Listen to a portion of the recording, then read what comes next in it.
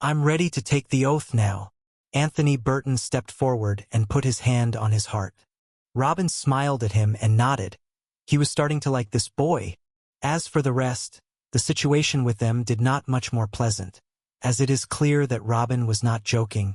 Even if the oath was symbolic and not really working, this is considered humiliating in the eyes of many of them.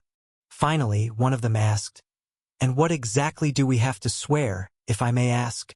Good question, and the answer is simple, but listen carefully because many things will depend on it. You will swear not to leak any non-public information about anything to do with the Burtons in any way, and not to use what you have learned here to do anything without my direct command, or else the penalty will be death. The oath includes, of course, anything you learn from someone who has anything to do with the Burtons, and anything you see others makes that has something to do with the Burtons, even if they are our servants. You will never speak about anything that has to do remotely with the Burtons, not to your wives, not to your other colleagues, not even to Patriarch Brian. You will be forbidden to talk about anything your sixth senses pick up that has to do with the family. To put it simply, your relationship with the Burton family will be to learn what you have to learn and then work silently. Under the influence of this oath, you can talk about the normal things that everyone knows, but if I told you something and your colleague didn't know, you wouldn't talk about it even to your colleague who took the oath with you. One other thing, if one of you decides to take the oath, he must write in his handwriting a waiver of his personal safety and make the rules he agreed upon clear in that letter, and that if he died by taking the oath, the Burton family will not be responsible in front anyone for it. Am I clear enough? A moment of silence clouded the hall after Robin's little speech. Death. The oath is very strict and the punishment is even more severe. Preventing themselves from uttering anything unknown to anyone is not easy. They will have to think of every word they open their mouth for from now on, and that is not what everyone came here for. Most of them were mainly sent by their families to find out information about what is being sold at the auctions next month, anything that has to do with the talismans, and the Burton family's relationship with the talisman supplier. Not for the sake of being some kind of silent working puppets. Haha, it's all right with me. I'm ready. Bring that tablet on. A burly man laughed out loud and announced. He was one of the few who didn't plunge into the ocean of their thoughts after Robin's announcement. Robin smiled at him and shook his head. I salute you for your courage, but perhaps you didn't quite understand the situation, so I'm going to give you one last warning. And it will be a warning to everyone here too. Don't underestimate the oath tablets. These tablets were created by the one who made the talismans. Do you understand who I'm referring to? If you have an atom weight of respect in your heart towards that awesome, absolute genius, I advise you not to bet your life on this. This will be my last warning. After that, whoever wants to take the oath and intends evil should only blame himself. I have cleared my hands of this matter. Do you still want to take your oath now? By his side, Mila was having a very hard time trying to fight back her laughter. This narcissist guy really does think highly of himself. The smile on the burly man's face disappeared. Robin's words made him think long. He really thought it was just a formality. But if there is any chance it is true. The silence in the hall lasted for a full 10 minutes. Everyone was immersed in their thoughts and sometimes looking at each other. No one dared to be the first after. But no one also dared to leave if this was really just a show. Then it is a huge one and surely a preparation to reveal huge secrets that might change their lives. If that is the case, then leaving them now would be a blow they will regret for the rest of their lives. At last, the silence was broken by a hoarse voice from an old man. Young man, the wages your family gives us is good, but do you think it's enough to bet our lives? If what you are saying is true, then that oath is terrible. A slip of the tongue could kill us. What kind of money will you pay that have me rescuing my life every day? Second, wouldn't that make us work as slaves forever? What do you have that makes me recite the oath other than the monthly wage? Robin replied, Why bet your life if you don't have ulterior motives? All of you here are strong souls and that gives you above average intelligence too. What is so hard about keeping your mouths shut about a few secrets? As for working as slaves, no, that won't make you all work as our slaves. There isn't any part in the oath that will make you obliged to work for the family forever. Who wants to stop at any time can simply leave.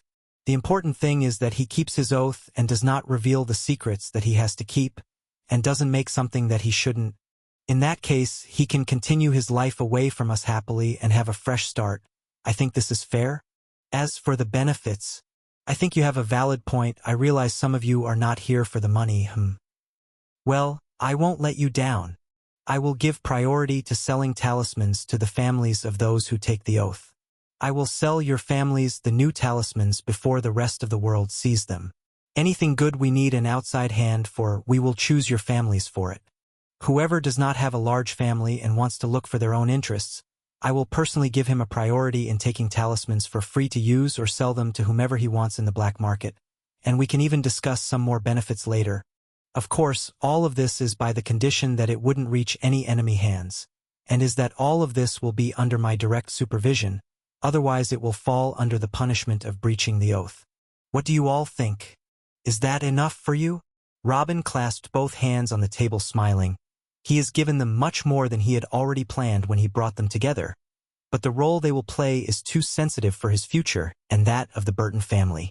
He can't put such pressure on them for nothing. He wants them to be productive, not take the oath then sleep next to it. No one responded, either with approval or objection. The eyes of some of those present started to sparkle, and some of them are still confused. What Robin promised is surely too good for them, in fact, that it is more than good enough that it is disturbing. What are they going to have to do to get all these privileges? And wouldn't this be like the relationship of the master to the servant? They will have to satisfy him before he grants them anything of what he mentioned. And who knows when this will come and whether they will be able to ever satisfy him. This was the thinking of the serious ones anyway. As for the rest who came for the family salaries and for the sake of leaking information about the talismans, their situation was worse. When Robin saw these bewilderment and suspicious looks, he spoke again. I see that some of you are reluctant, and perhaps some of you are afraid of Mila's reaction if they wanted to refuse and leave. We will go for a little walk and give you 2 hours to think, chat with each other, or whatever. Who refuses the terms can kindly leave before I return. You can pack your bags and take whatever wages you got and leave the city with no hard feelings. But when I return, I expect to find only those who are willing to swear the oath. After the last word, Robin stood up and walked toward the door, and Mila right behind him, leaving a hall full of cultivators, but empty of any sound. After Robin and Mila left the hall, the two headed towards the guest house again to pick up Zara, and then the three moved towards the place Robin had been yearning to visit for the past year, Uncle Tim's restaurant. So after getting Zara, he hurried towards the restaurant. A good way to spend the 2 hours he gave the candidates. A good celebration for what he had to go through this year. And an excellent way to wash away Mila's awful cooking. Well, he didn't say the last one for obvious reasons. Their walking in the streets towards the restaurant was no way quieter than last time. The same cheers and crowds, maybe a little more this time. The city of Jura became one of the centers of the Kingdom of the Black Sun, and the second gathering area of all the noble families of the Black Sun, after the capital itself. All noble families, whether large or small, had permanent representatives here, which gave the city a formal diplomatic appearance that it was missing earlier. It turned from a random city into a second unofficial capital in less than a year. Also, apart from participating in auctions, these rich representatives buy all their day-to-day supplies from Jura City. They use the city's brothels, restaurants, gamble houses, which has brought great economic growth and prosperity to the working and commercial class of the Burton family members. The streets have become cleaner. Some of the new buildings are obviously taller and more majestic than those around them. The development is evident anywhere you look around the city. Even the clothes of the common citizens on the streets are clearly new and clean. Their appearance was much better than the last time he took the streets. But what surprised Robin the most is when he reached the desired place. He found a giant building of several floors written in bold script. Tim Burton và Sons Restaurant. When he asked Mila about what was happening here, she told him that after he visited the restaurant and praised it in front of everyone, the working class in the city began to flock to the restaurant to try what we ate and you praised. They were willing to stand in queues in front of the small restaurant day and night to have a chance yo get in. This strange phenomenon attracted the attention of the envoys of wealthy noble families, so they also came to see why people gather here, so they tried the food and they actually liked it, and they paid a lot of coins to Uncle Tim. Little by little, Uncle Tim's many children and grandchildren who were expatriates to work in the mines returned and began to use the large profits from the restaurant to rebuild it so that more people could be accommodated inside. Good food and cheap prices attracted new guests daily, and a new floor would be added every couple of months. So far the building is 5 floors, of which 4 floors are full of guests daily, 3 floors for the poor, and the 4th floor provides more comfort for diplomats and the wealthy. As for the 5th floor, it is closed. They say it is an administrative place. And there are still plans to expand further. The restaurant fame and rate of expansion was a marvel to anyone who knew Uncle Tim before. This is the birth of a new whale in the world of business. Robin was shocked at Mila's explanation and looked at her with wide eyes. I caused all this? Immediately after a question, Robin found himself a few steps away from the restaurant, but before his arrival, he found people in uniform who came out in an orderly manner and stood in 2 rows forming a path to the door of the bait, and they all gave a full bow and said in a united voice, "We salute our Lord and our Savior." Robin was shocked by what he saw. After looking for a little bit, he found that one of the bowing people was Uncle himself, and the 2 people next to him were supporting him so that he wouldn't fall as he tilted his body. Robin quickly moved toward and raised his head. "What are you doing, Uncle? No need for all this. I'm just another guest. Please treat me one." Actually, Uncle Tim was just a 180-year-old level 11 knight. His age is very close to Robin and Mila, but their appearances were worlds apart. The old man's eyes began to water as he said, "My children, grandchildren, and great-grandchildren. They used to die in the mines and deserts without even a decent burial, only to make a few silver coins monthly. You gathered them all around me. You gathered them all around me." Robin didn't know what to say, so he just smiled and nodded. All that was going on in his head was, this guy is making me want to cry. Someone who appeared to be in his 50s stepped forward and bowed slightly. "Lord Robin, my name is Jack. Please follow me. Your table is ready." "All right. Take care of yourself, Uncle Tim." Then he walked with the 2 girls behind Jack, who began to climb the stairs. The difference is that this time Mila did not use her aura to push everyone out of the restaurant. The restaurant was already full of customers inside. The sons and grandsons of Uncle Tim took care of the task and kept the crowds away. As for Robin, he took care of waving and smiling at those who greeted him from the guests inside. They quickly crossed all the filled floors, even the elegant 4th floor, and reached the 5th floor. The floor was very beautiful. The decorations were shocking and decorated with flowers. And there was even a small artificial lake filled with beautiful ornamental fish. But all that aside, there was one strange thing. The entire floor had only one table with one little girl wearing a uniform and standing next to it, the girl who was with Uncle Tim on their last visit. Mila looked around in astonishment, still comprehending what she saw on the 5th floor, but her confusion did not last as Jack spoke with a smile. "This floor is prepared for the visits of Lord Robin. We thought that he would like some privacy in his visits. We hope that you like our idea, my lord." Robin just stood there, not knowing if he wanted to cry or laugh. He certainly didn't mean all the good things that happened to Uncle Tim's family. He only came for a freaking meal, for God's sake. But in the end, he nodded with a smile. Not a smile. "Thank you for the nice gesture. I'll gladly accept it, but will you guys stop calling me Lord? I'm no one's lord. Haha. You are very humble, my lord. Please go ahead." Jack laughed and gestured toward the table. Robin walked towards the table floundering, and the 2 girls next to him trying to hold back their laughter. This was the first time they saw Robin so embarrassed.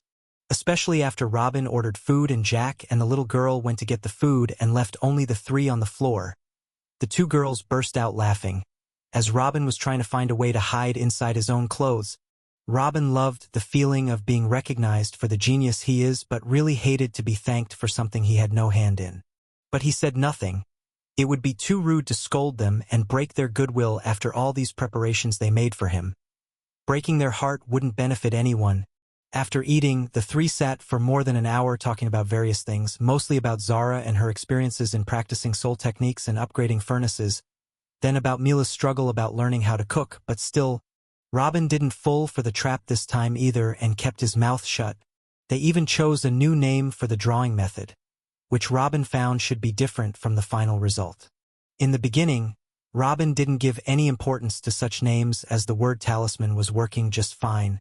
But after extending the drawing methods to include huge immovable objects such as furnaces, and opening the door for more talisman painters to join, some rules must be set. A talisman contains a piece of hide, plus the main pattern plus a few other side seals. So if the piece of hide got excluded, it is still not appropriate to be called them just patterns because the presence of the seals. Nor is it proper to call everything a talisman because it is a word that refers to a certain class of uses of that method of drawing which include the beast hide. Therefore, they agreed that the method of drawing itself that contains asterisk the pattern plus seals asterisk should be called a rune, and to name the person who makes them asterisk runemaster asterisk, instead of the unclear drawer or painter. A piece of beast hide that contains a rune on it shall still be called a talisman and add a name to define its functions, like the fire explosion talisman now. That will be enough to open the possibilities to easily choose names for other applications of the runes in the future. After choosing the new names, the conversation touched on other matters as well, such as the auction news, some details about the war in the new lands, the changes in the city, and so on. Robin didn't really have any opinion about all these things. All these little talks were opened in order to waste time. And so, about 10 minutes before the scheduled time, Robin rang a small bell that was next to him to call Jack Burton to pay his bill and leave.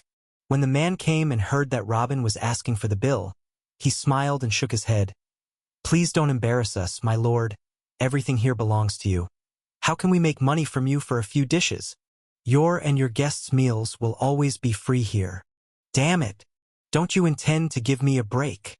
Robin's response was a shock to Jack, but it almost killed the two girls from laughter.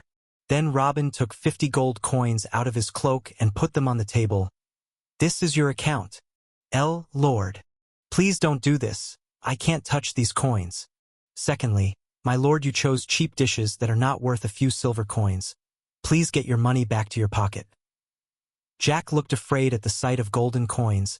Even though he demands much more from the rich guests, these few gold coins were really nothing to the new Uncle Tim's restaurant. Robin shook his head. "Just sitting in such a luxurious place requires an extra payment.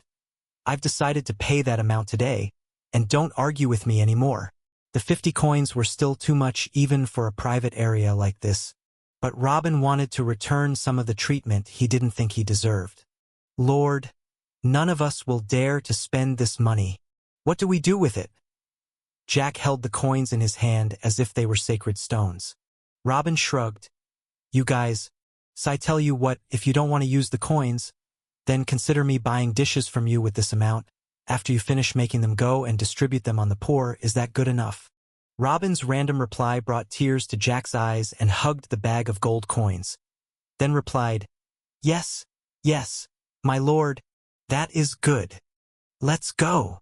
Robin couldn't stand the weird atmosphere any longer and signaled the two girls to follow him. But as he was leaving, he didn't know that his suggestion, which he gave carelessly to get out of the situation, would have a great impact in the future. After Robin left, he went straight to the conference hall, this time bringing Zara with him. When he opened the door and entered the hall, everyone rose from their places to greet them, their attitude completely different from before. It was unknown if they were greeting him or Mila, who was still right next to him. But still, some respect was always good. The first thing he did after nodding them and gesturing them to sit down was to pass his eyes upon them and try to see what happened when he was gone. And he didn't like what he saw. There were absences, a lot of them. Their numbers were almost half of what it was before. He shook his head with a sarcastic smile. He was right in his thoughts before. Most of those who came were here to make money from thin air or to pass information to whoever supported them in the shadows. When it got serious, they ran away. He did not regret intimidating them by pressing the issue of the situation. It was worth it. He didn't need some chunks of dead wood around him. If they are not interested, then he wouldn't make say the oath, then spent time to teach them only to get bored at the middle and leave, or to die somewhere due to breaking the oath. But this does not diminish the respect he has for those who left. On the contrary, Robin respected them because they knew their worth and because they respected the talisman maker enough to not take the bet. The real fools today are those who are still sitting in front of him, but they still intend evil and hope that this is just a fake show. They will have no one to blame but themselves. Robin made his way with the two girls to the head of the table, then asked, "Do I understand that everyone present now intends to continue working with us?" Some of them nodded at once, and some of them looked at the old knight who had taken the initiative earlier. It was clear that they had chosen him to be their representative. The old knight stood up and spoke, "If you keep your promises that you spoke of earlier, then I and a few colleagues here do agree to work for your family, but we have something that worries us." Robin raised an eyebrow. "What is it? How strict is the actual process of the oath? Will it give us some pardons, or will it kill at will? If the oath is as strict as you make it seem to be, then we hope that you loosen the oath's restrictions a little so that none of us dies after a slip of the tongue. Especially if that slip of the tongue is not important to your family's well-being.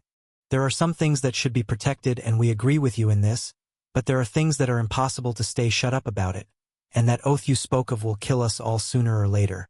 Let's say if one of us sees you drinking a cup of coffee, and tells someone else that you drink coffee and you don't need more drinks, will that trigger the punishment of the oath and kill him?" Robin couldn't answer, depending on this very situation and examining the oath. Then yes, it really could put that person to death. Ahem. No problem with me. Your suggestion is accepted. We'll make more precise wording to protect the important information only. Do you have another request? Robin scratched his head and spoke. The old man smiled and looked at him and then nodded to each other, and returned to reply to Robin, "No, we are ready to swear and work for the Burtons. We will keep working our best to earn the benefits you promised us. But if it took too long or you forgot about it, then we will leave. There is nothing that will stop us, right? That is your right, of course, you can leave at any time. But I will fulfill my promises so you wouldn't have a chance to leave, haha. This is excellent." Robin clapped excitedly. Reparaphrasing the oath took about half an hour to be comprehensive and tight and to be less strict at the same time so that no one would be punished without the need to.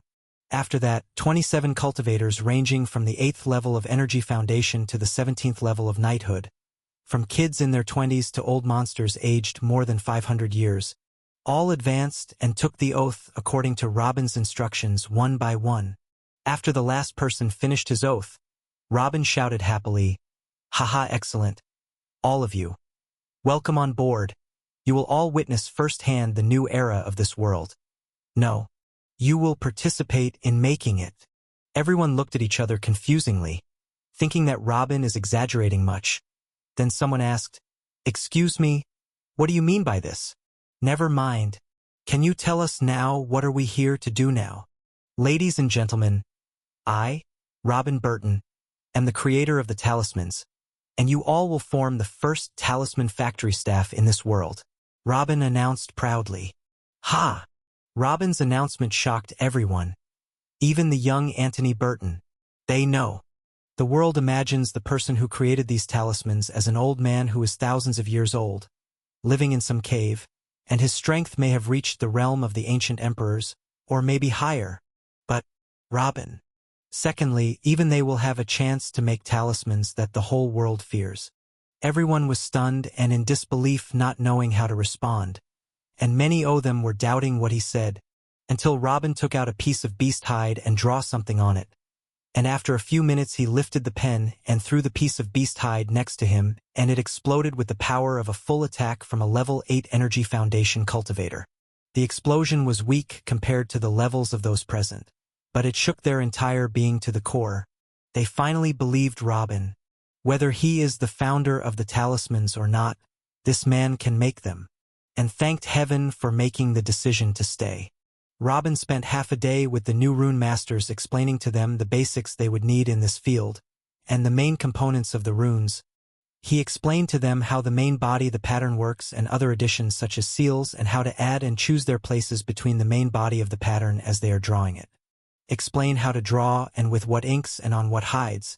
Explain to them how to come up with the seals and that an unlimited number of them can be added within the man body of the pattern as long they follow certain principles, and how these additional seals can always be increased or modified to improve the final output. The only thing he didn't explain was the source of the pattern. When Robin was asked what those patterns were, he replied that he would provide the patterns to them and that they shouldn't worry about it. Explaining how he converts holographic patterns into drawn 2D shapes will not help them in any way, It will only confuse them because they will not see those patterns in their lives with their own eyes. After spending a few hours teaching them the most fundamental things they must know, Robin asked Mila to go get the copies of the soul-strengthening and soul-replenishing techniques she had copied over the past few months, then distributed them to everyone. And finally got to the part where he explained to them why he specifically asked for cultivators with souls stronger than the average to be the next generation rune masters. Technically, anyone can draw talismans, especially after learning these two soul techniques. But someone with a natural soul talent would show better results and make more runes within the same amount of time, and their training pace on the soul-strengthening technique would be much faster as well. So it was more of an investment to the future, as the younger ones of those present would get better with time as they have the soul-strengthening technique. Of course, this doesn't include the old knights. They were here for the instant impact only and make more talismans in the near future, as only the soul-replenishing technique would actually benefit them. After he outlined the two techniques and ensured that everyone had his own copy of them both, he spoke. Well, I'm done here, you might not actually know, but I tend to discover and create only, so I will not keep in touch much with all of you. Everyone began to look at each other. This was not good news for them. Then he pointed to Zara and declared, "This is my first student in the world of runes, and she is also the rune master that made all of the runes that were sold at the monthly auctions. Study hard. During the next week, if you have questions, ask Zara directly and do not be shy or try to act arrogant around her. She may be young, but besides me, there is no other person who knows the runes better." Everyone was surprised by Robin's words. This 8th-level little girl, who looked like a servant and had been obediently standing by the side the whole time, is the reason the nobles from all over the kingdom gather in the city for, although it would be really embarrassing to ask for advice from a child who seems to be barely 13 years old. This became an additional motive for most of them. If this child could organize her own auction and earn all that money per month, what would prevent them from success? The presence of Zara made the eyes of many shine with hope, and made the eyes of some shine with hidden hostility. Then Robin continued, "A week from now, and after you learn the basics of the two soul techniques, Zara will begin teaching you here in this hall how to make the 6th-level fire explosion talisman. You should all be present during all her lessons. You are not allowed to miss a single lecture for absolutely no reason. If everything goes according to plan, and it doesn't, there are a lot of idiots among you. I think we can start mass production in 2 months from now. Any questions?" They all replied in one breath, "No, Sir Robin." They finally accept Robin. They finally understand why he has such power within the Burton family. They finally understood why a woman like Mila might submit to him. That's because he is the one and only of his kind in this world. Good, Zara will be coming here every day for the next week 1 hour before sunset to answer your questions. If you had any, now go home and start learning what you got in your hands. You have 2 heavy months ahead of you, and then a life full of excitement. And let me warn you one last warning. Protect my 2 techniques with your life, because literally your life depends on it. If they fall into the wrong hands, you are dead. I recommend burning the 2 brochures after you finish reading and memorizing them. You can leave now." Robin pointed to the door. "Yes."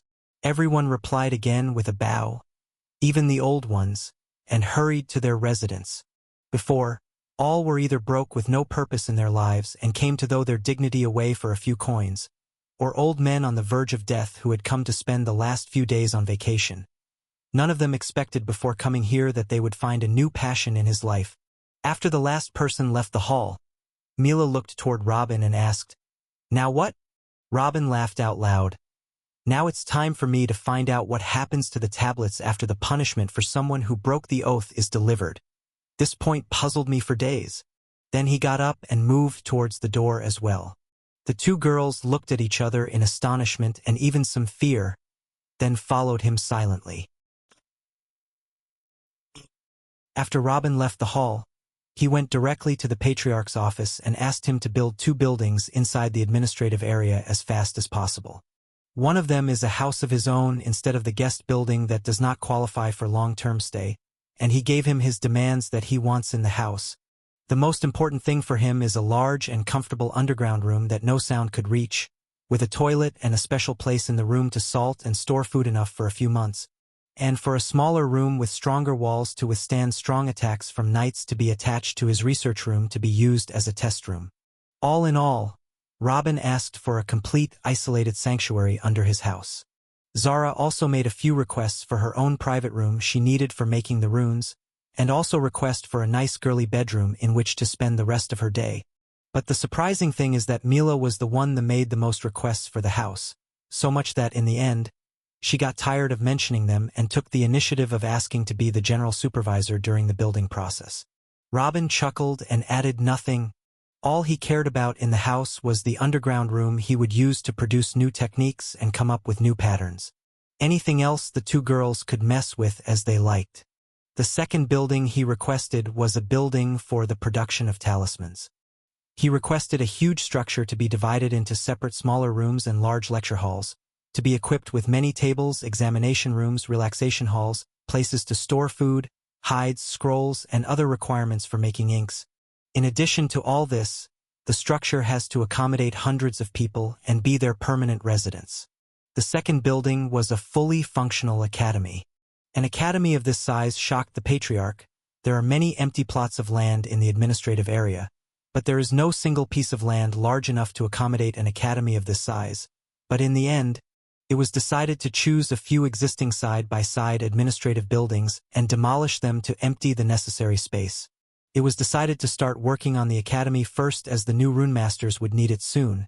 They can't stay learning and making the runes inside the conference hall forever. But because the project size was huge, it was decided that it will be divided into several sections and that the first section, which can accommodate 50 fully functioning rune masters, will be ready by 2 months from now. When Zara finishes teaching the new rune masters, the academy will be ready for them. New lands of the Burtons. The promised day came at last, the day when both hopes and swords were raised high. Normal mortal citizens and some large families await for what they were promised. And the rebels gathered and prepared their equipment for the incoming wave of destruction. When the first light broke, large numbers of citizens and representatives of the large families marched in droves and gathered around the 5 factories. Dozens of rebels were scattered everywhere among their ranks, ready to launch the attack and gain the momentum of the angry crowds when the inevitable is announced, which is to postpone what was promised. The knights that were bringing them the news and weapons told them that it is impossible for a noble family to put that much money for the welfare of the mortals, and even more impossible that they will hand a law technique to their enemies on a golden plate. It is a fact that both of them or at least one will get cancelled under one reason or another, and it is their turn to take advantage of that. After those few rebels among the crowds start the spark and provoke a fight with the invaders' soldiers, thousands of rebels will attack from numerous different gathering points nearby. When such a large fight begins, in addition to the anger and the feeling of being deceived taking over the crowds, the hundreds of thousands of the people gathered around the factories will surely join the fight. But the dreams are bound to come to an end.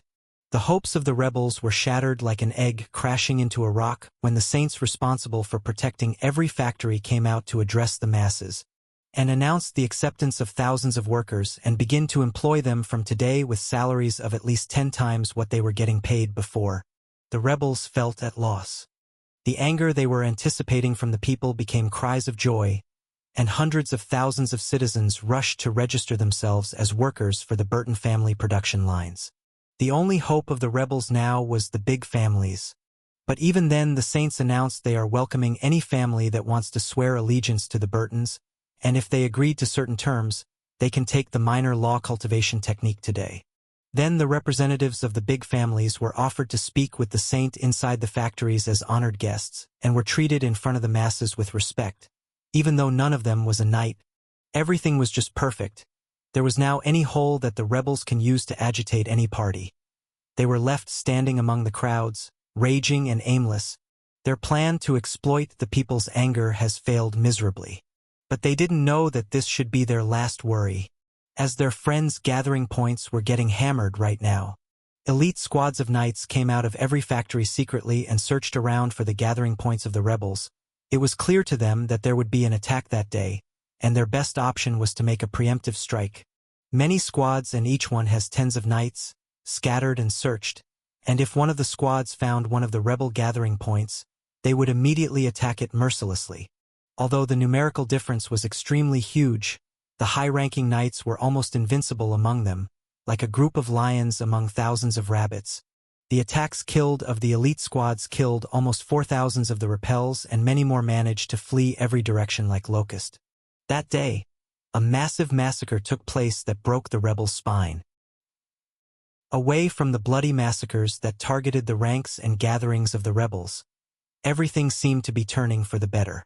Within 5 days, the work applications for the Burton family production lines have reached more than 200,000 requests. The Burton family's army, who were carrying their weapons day and night, laid down their swords and bows, and took hold of paper and pens to take applications orders and organize the masses, while the older knights took over the task of selecting between the applications and placing them in the jobs that suited their abilities most. The factories themselves will not need more than 1,000 workers, about 200 of them to give the furnaces its desired energy supply and make sure it is working day and night, while the rest are to transport raw materials to and from the furnaces, and some of them to make molds of weapons, and some of them pour the liquid metals from the furnaces into those molds to form the weapons, and those who will cool weapons. Then there are those with the more technical background and knows a little about being a blacksmith. They will make the handles, shafts, and the joints for body armor, and those roles that demand a certain level of craft. Fortunately, the factories were not the only place that needed workers. The majority of the workers required are to work in the mines all over the new lands in order to extract the high-level minerals needed by the factories. This type of mineral is not rare in the literal sense. It can be found with relative ease, but it is difficult to extract and transport due to its intense weight. If someone desired to extract it as excessively at the iron, then he will need many mortals and even many cultivators to do the work. And because there was no need to extract large quantities of it due to the lack of knight blacksmiths, no one cared to do it much. If needed, a few knights would head out every now and then to get a big chunk for their family, and they would go out to get some more when it is used. But time has changed now. 40,000 workers were assigned to work in the mines throughout the new territory, and a few hundred men were assigned to search for potential mines. 9,000 workers were also selected to back up all the above and link them. They would transport the raw materials to the factories, secure the caravans, cook for everyone, and take care of the rest of the logistics. Within a few days, more than 50,000 workers were distributed to their new jobs, many times the usual salaries for these jobs. In fact, there was no need for all these numbers. Less than a quarter would do just as fine, but orders came from the patriarch that if they needed one person for a job, they must appoint 5 for it. But even with all this generosity on the table, there were still more than 150,000 applicants without work, and applications are still submitted daily. Meanwhile, discussions with potential noble families continued for a few days as well. In the beginning, 7 families advanced and announced that they were ready to serve the Burtons, but when the saints explained the oath tablets and what they need to swear upon, their enthusiasm vanished. With the new threat of the oath tablets and that they would demand the seriousness in this matter and total loyalty under the Burton family *, the invaders *3 of them withdrew. As for the representatives of the remaining 4 families, they returned to gather the 10 elders wanted for the oath, and then they were asked to gather in the main factory after 1 week to recite the oath and receive the law technology. And the week went by so fast. 40 elders, all level 10, including for the family heads, took the oaths one by one in front of Billy and received copies of the minor heavenly law technique. An intense week for everyone participating in this matter, but it was also as rewarding at its end. The members of the 4 families returned to their cities happily, that they had finally fulfilled their ancestors' dream and obtained a minor law technique. They finally can become knights. And Billy went back to what he was doing, even happier that his family has obtained thousands of new loyal followers. These 4 families had over 30,000 descendants combined, and a huge number of them had reached the 10th level of Energy Foundation. When all of them take a look at the law technology that will enable them to take the next step, Billy didn't dare to think about the scene in these families a few years later. And this was just the beginning. When the rest of the families see the advantages which the 4 families have and the influence of the Burtons, and the strength and power they will quickly gain from the law techniques, they themselves will hasten to throw themselves into the arms of the Burtons. It is only a matter of time. The same long week passed by Robin as well, although it was much quieter in Jura City. It was no less important and no less intense. During the week, Robin did nothing but go out with Mila, have long walks in the city streets, relax in the gardens, visit his favorite restaurant, and also visit his mother's grave. It is like he got tired of the house and didn't want to come back again throughout the whole week. While Zara would have loved to join him, she got busy with her responsibilities towards making talismans for the auction house, cultivating in her free time, and using the soul replenishing technique to get back the soul power she lost while making the talismans. And of course, teaching the new rune masters on the techniques of strengthening and replenishing the soul. Everything went smoothly and without problems. During the 7 days, Jura City gained many new soul power experts. But the 8th day did not pass with the same ease. It was the day of the second obligatory gathering at the conference hall. Today Zara would start giving lectures on how to draw a level 6 fire talisman. But of the 27 who took the oath, only 23 of them attended. One of the Burton's knights went to Robin at Zara's request to tell him what's going on. And his reply was calmer than it should be. "Oh, only 4 did not show up? That is better than I expected. Tell Zara to bring all her students and come over here, and you also call a few guards and get here within the appointed time. We'll be heading out in half an hour." The knight did not understand where they were going, but he nodded and did as he was commanded. In half an hour Zara and the 23 potential rune masters arrived, and soon a dozen guards of the 10th level also arrived. Robin nodded when he saw everyone, then asked the students, "Do you know your 4 classmates who didn't show up today?" They looked at each other and then nodded at Robin. They have been living in Jura City for a long time, and some simple relations have developed between them. Especially during the past week, the relations between everyone have been strengthened. That, and not mentioning they gathered at the conference hall just a week ago and sat a few hours with each other until Robin finished his lecture. "Good. Let's go to the nearest one then," Robin announced and started moving ahead of the confused crowd. But their confusion did not last long. After breaking the door of the apartment of the first absent person, they quickly found him lying still on his desk. His features seemed as if he saw a monster. He looked terrified, and in his hand was a pen dipped with dry ink, and an awful smell was coming out of his body. It was clear that he was dead since a few days. "Ah!" Some of the girls among the students screamed at the horrible sight. As for Robin, he ignored them and went to the desk directly, took the 2 booklets that were still on it, and then spoke calmly towards the students. "Come examine the body and find out the cause of death for yourselves. Don't be shy. Today is a good day to learn. You will see with your own eyes the fate of those who dare to defy the oath." Then he moved aside. All the students stiffened. They were already taking the oath seriously. They wouldn't have dared to mess around and try it out. But seeing the consequences with their own eyes, after a few seconds, one of the old men among them moved and pulled the hair of the rotting corpse and threw it to the ground, then began to examine everything in his body. But after some minutes he shook his head. "Nothing. There is no sign of how this guy to die. Every organ in his body is perfectly fine. Even if the cause of the death was from a normal heart attack, I would have noticed it. But this... Look over there." One of the students pointed towards the table. After the corpse was removed, everything at the table was clear now. Everyone was focused on the corpse and was examining it with their soul sense. They looked at the desk, surprised at first when they heard the cry, but they quickly understood. There was a scroll that was flattened and was ready to write on, with 1 dot on it. The dead guy could not even write the first letter. Even Robin was dazzled by the results and nodded with a smile, ignoring the student's terror, and then shouted, "Haha, good! Let's go have a look at the other 3. Father, please excuse me from this. I don't want to go to the rest." Zara spoke, and the girls among the students started to nod as well. The old man who was examining the corpse stood at last and bowed a little toward Robin. "Sir Robin, the message is clear and everyone here has learned the lesson. I think we'd better go back and continue our first lecture with little Miss Zara." The old man seemed firm and solemn in his words, but with the eyes of the truth, Robin could see that he was trembling all over his body. Robin nodded with a smile. "That's fine too. You can all go away. Stay obedient to Zara and study hard." "Yes," everyone responded and ran away from the house one by one. After they left, Robin stayed in his place, examining the corpse again more carefully and seeing what was the effect of the punishment and how it was carried out and what was different about the corpse now. Robin has made it that the struck on the soul would make death inevitable, so it was not a surprise that there was no harm done on the body. But still, this was the first time he actually saw the punishment effect after it was carried out and was extremely interested to see if there any connection between the soul damage and the body.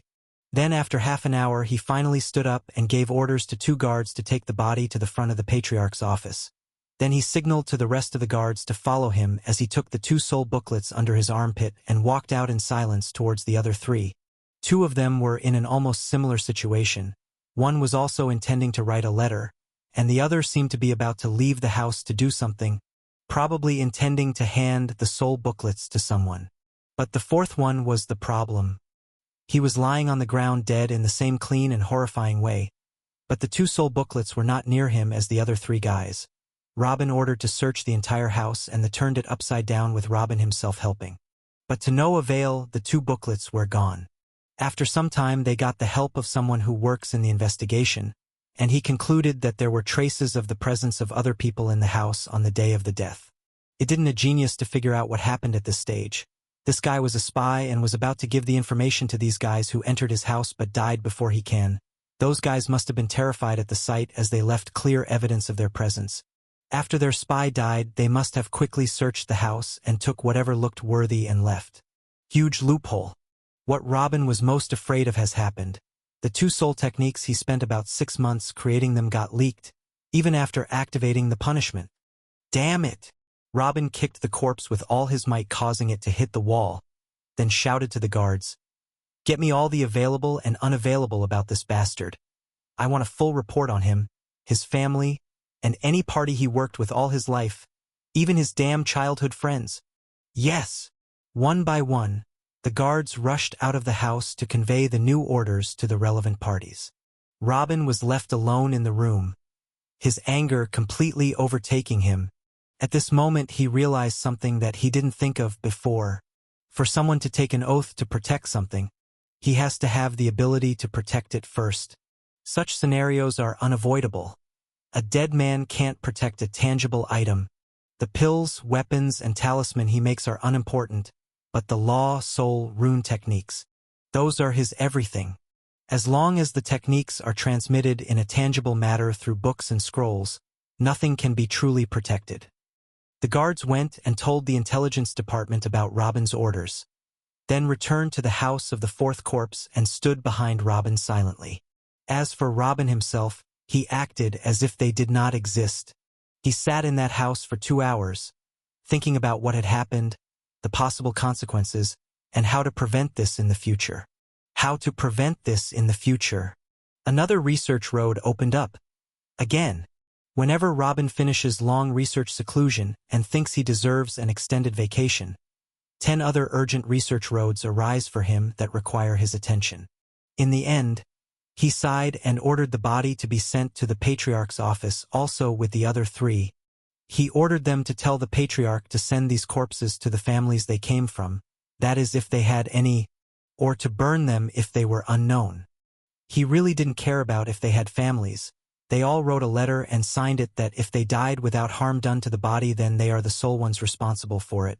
So even if they had families, they wouldn't bother the Burtons. He even didn't care about their names. Except that last guy who lost the 2 soul booklets, that one he must know his entire history. After he arranged everything with the guards, he went home, lowering his head, looking at the ground, arching his eyebrows all the way. On that same day, guards, including a few knights, were sent to the conference hall and waited outside for a few hours. When the new rune masters finished their first lecture and came out, the guards escorted them to their residences and took the 2 booklets from them, then brought them all back to Robin's guest house. Later on that day, the initial investigation came out that those 4 said they were unaffiliated cultivators when they first came and refused to say in which family they were born. This was good and unfortunate news at the same time that they did not find families for the 4 dead. It is good that there will be no problems at all, the other 3 can just be forgotten. And it is unfortunate that now the investigation into who took the 2 booklets will take much longer than expected. They can only have a painting of the dead man and search for him like a lost child, and even do so with secrecy to not raise questions. When Robin found out, he didn't give the subject any more attention. There was no point in thinking about something endlessly, so he decided to forget about it temporarily and go back to his first plan. The only thing that benefited him from the betrayal of the four is that he examined the tablets they swore on, and found that 4 more slots had been released, and this means that death does not damage the tablets, but rather makes it usable again, and this made Robin a little happier. But now it's time to go to the next plan, and the plan is, relax and train. A year and 6 months have passed since Robin came back to Jura City. But since the first day, he has been in seclusion after seclusion non-stop. Even in his cave, he was never this pressed in time and never exhausted himself to such a degree. He has only come out of his cramped room about 3 or 4 times, and the total time does not exceed an hour or 2. And now the matter of the 2 booklets came up, which taken away a large part of his inner peace, even if he doesn't want to admit it. Stress and nervousness don't do any good. So Robin decided to take an extended break from any major research and start preparing for actually a more important issue, raising the knighthood pillars. Robin has already mastered the path of truth, so he did not have any hope that a particular qualitative change will happen after he becomes a knight. But surely the amount of time he will need to finish his research will decrease by a considerable margin. What could he ask for more than that? And also, raising the pillars from the path of truth was not an easy walk either. The 3 boys were able to get to the knighthood with relative ease because Robin discovered their way for them and wrote them the methods of building the pillars inside the huge law technique book and handed it to them on a plate of gold. As for him, he still has to find his own way down one of the most difficult paths in existence. A month passed quickly. Busy as ever, Zara is still teaching the 23 potential rune masters in the conference hall for a few hours straight every day. Tired and weak. But at the same time, she was excited that she has finally found a group to share this life with. She finally found a few girls that can understand her struggles and discuss with them the difficulties they face while drawing the runes. Everyone who knew how old was she and what burdens on her little shoulders she was handling every day would only have a reference for her in their heart. Although she is the youngest and weakest of them all, she has earned the respect of everyone with her knowledge and talent and her hard-working attitude, and none of them treated her with arrogance. Even the old knights called us with all the respect they deserve. As for Robin, although he has been busy with the path of truth and has come a long way in it, he has time available and is not as pressured as before, so he has found himself a new habit of going out for walks with Mila every day, and their relationship has become much stronger because of it. Today was also a day like any other. Robin finished his daily meditation on the truth, then took Mila for a walk around the city. Then they went to visit his mother's grave. But the day did not come to an end at the same old pace. Robin, I finally found you. A voice came from behind Robin and Mila standing in front of a grave. When Robin turned and found Billy coming towards him smiling, "Oh, you have come at last from the new lands?" When he reached them, he bowed towards his mother Robin's grave, and then looked at Robin again. "I just came a few minutes ago, and since I came I have been looking for you. In the end, one of the guards told me that he saw you heading here. We need to have a little talk. The patriarch is waiting for us in his office." Robin nodded, then looked at Mila. "I'm going now. Do whatever you want, but then obediently return to your husband's house." "I will do as you say, my love," Mila replied with a smile, then hit Robin on the side of the head and left with a humph, not feeling good after being shooed away. "Arg. I will tame this tigress with my own strength one day. I guess, haha. Let's go in our way too." Robin laughed loudly as he rubbed the spot, then started moving toward the patriarch's office, dragging behind him Billy, who was still amazed at the strange relationship of these two. "Hi, Uncle Brian. I haven't seen you in a while." Robin entered directly into the patriarch with Billy. "Haha. I'm busy and can't get out of this office, and you don't come to ask about this old man's health. How can we see each other then?" The patriarch laughed. Robin chuckled. "It's not fair. I'm busier than you. Haha. You seem to be in a good mood. At least there doesn't seem to be much trouble today. What do you want us to talk about then?" "No problems. No problems at all, haha. Today is a beautiful day. We just want to talk a little about some things that would shape our lands for the coming period. But before we start our talk, Come take a look here. The patriarch pointed towards a large chest next to his desk. Robin took a few steps towards the chest and began examining it. Soon he found 30 tablets similar to those he used to make the oath tablets, and also found ordinary-looking swords about a meter long. But they all seemed to be stronger and sharper than what he sees with the guards every day. And one sword of them, in particular, seemed to be stronger than the rest in one way or another. This is... Robin muttered and reached out for that sword. Ha ha ha. Even not being a warrior yourself, you still can identify quality when you see it. You are now holding the first medium-categorized weapon produced by our factories. The patriarch laughed proudly. A medium-categorized weapon? Robin was extremely surprised by the patriarch's words and returned to examine the sword more carefully. Billy laughed at Robin's reaction. During this last period, we have been busy distributing workers, finding new mines, and so on, and these similar swords are the first batch of the factory products.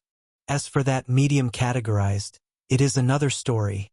When we started to melt the needed metals for the low categorized weapons for the first time, we found that the time it took to melt them was much less than you expected, so I ordered an experiment to put metals that can produce medium categorized weapons in furnaces to see what happens. And that piece of metal is in your hand now. Took the furnace a few hours to melt that small piece completely, but in the end, it melted and was easily formed by an ordinary mold to get this sword. No, that doesn't make sense. I've set up the heat generation pattern to produce enough heat to melt the low-grade metals. What's going on here? Robin turned the sword up and down in shock. He definitely didn't seem very happy as Billy and the patriarch expected. 2 minutes later, his features suddenly changed and he shouted, "Total reflection pattern? It must be it!" The total reflection pattern was made to take the extreme heat threat away from the walls of the furnace. Its idea is to make an invisible wall in front of the furnace's walls and continuously reflect the heat waves back towards the inside of the furnace. But thinking about it, the heat generation pattern would keep on pumping more heat power, and the total reflection pattern would compress that heat power inside the furnace. Is it possible that is what raised the temperature inside to several times what it was supposed to be? Robin couldn't believe what was going on. Among the items he set for his future after building the knighthood pillars was to find a way to enhance the heat generation pattern to raise the productivity of the furnaces. He never thought that he actually did it unintentionally. Ha ha ha ha. Robin slapped his forehead and laughed hysterically, causing Patriarch and Billy to exchange looks. Excellent, great. The Heaves themselves are helping me. Hey Billy, how much is this sword in the market? Robin asked with a big smile on his face. A new sword with this specification. A medium categorized sword that has never been used before can cost up to, I think, 400 gold coins. Patriarch's reply. Medium categorized sword can only be sold for this much? Then what about those low-level swords? Robin quickly asked. I think 100 gold coins would be a good price for them. This time Billy replied. That is cheap. Robin threw the sword aside and shouted. Billy replied, what is so cheap?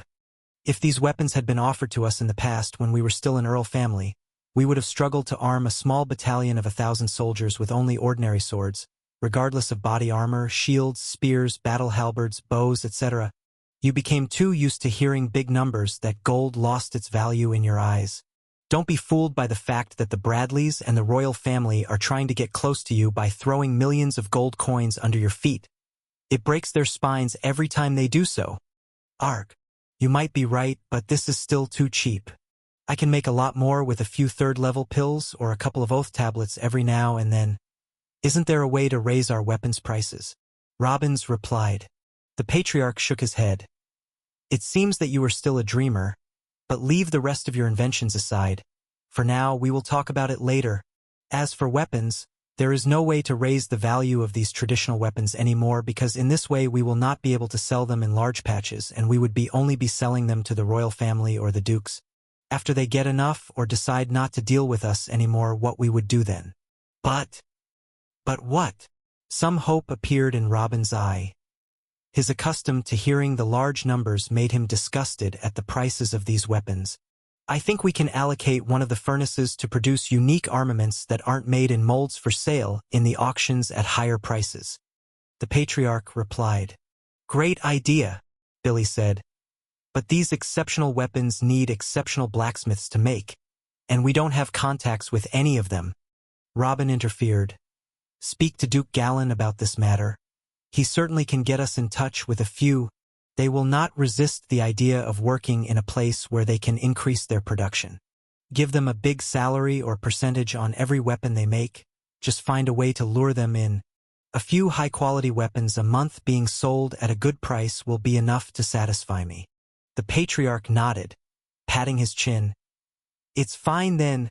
I was going to speak to the Duke anyway so that I might discuss with him the sale of our weapons to the Bradleys for the incoming period.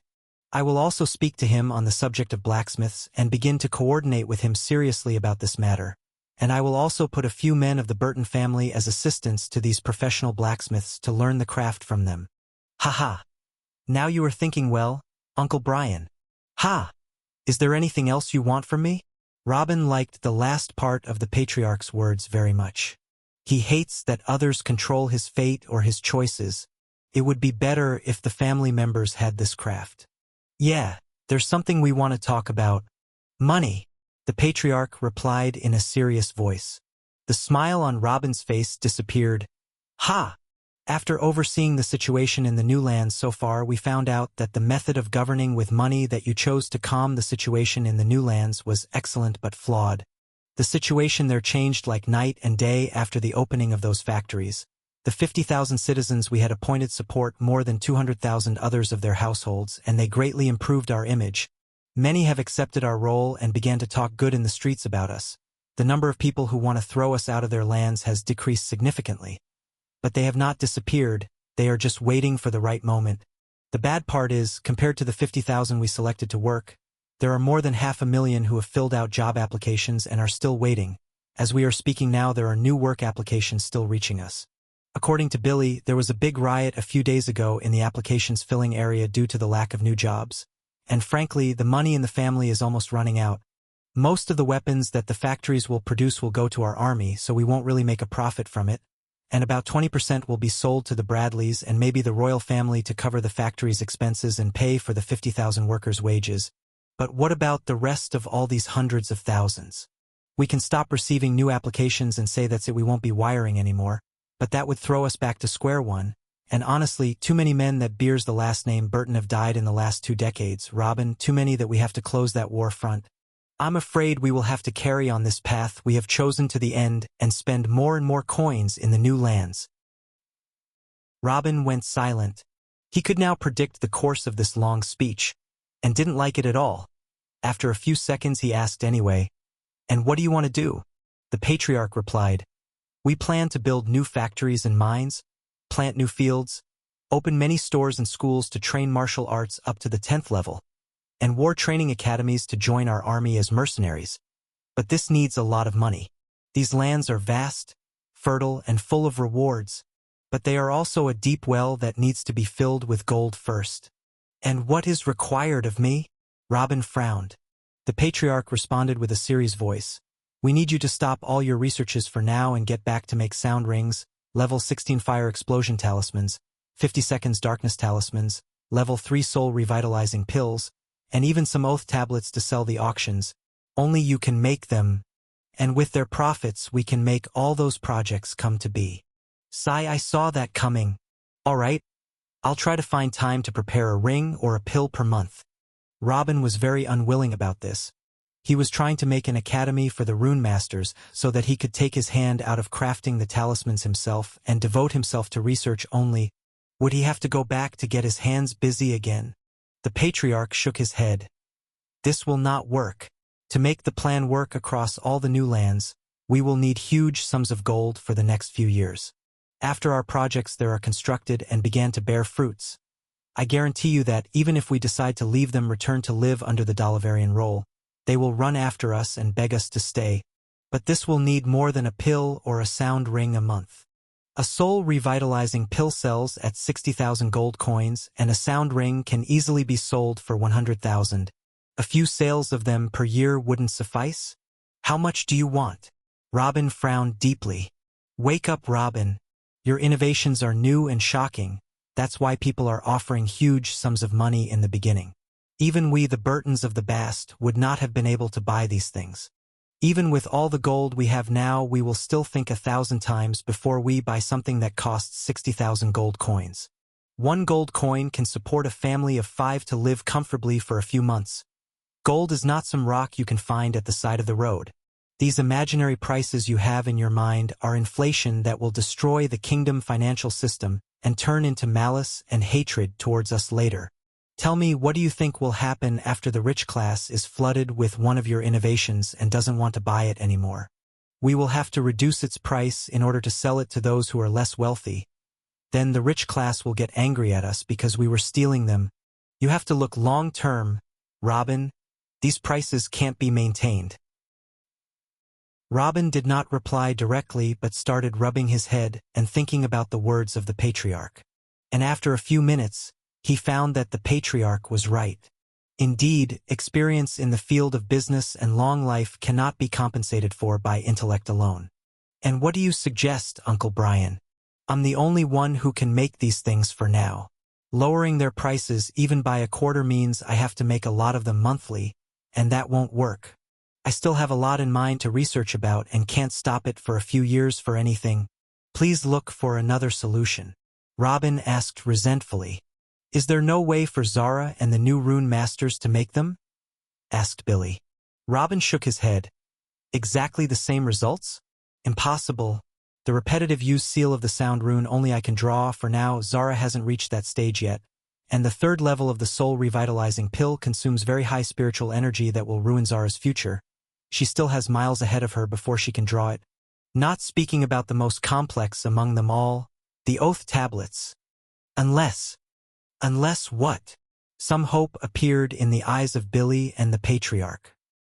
I think can design a pair of sound runes to work with a one-time operation seal, meaning that there will be only one chance of transmitting sound back and forth. This should be easy for Zara and her newbies to draw. It won't take them long either.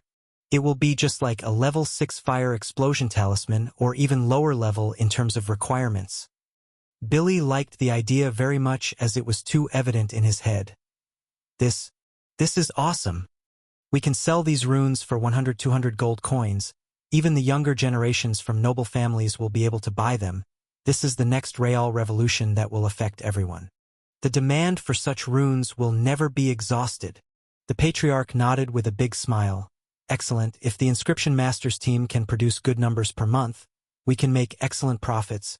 And you can also make some original rings with that repetitive use seal you are talking about to sell at auctions to saints and rich merchants for huge sums of gold.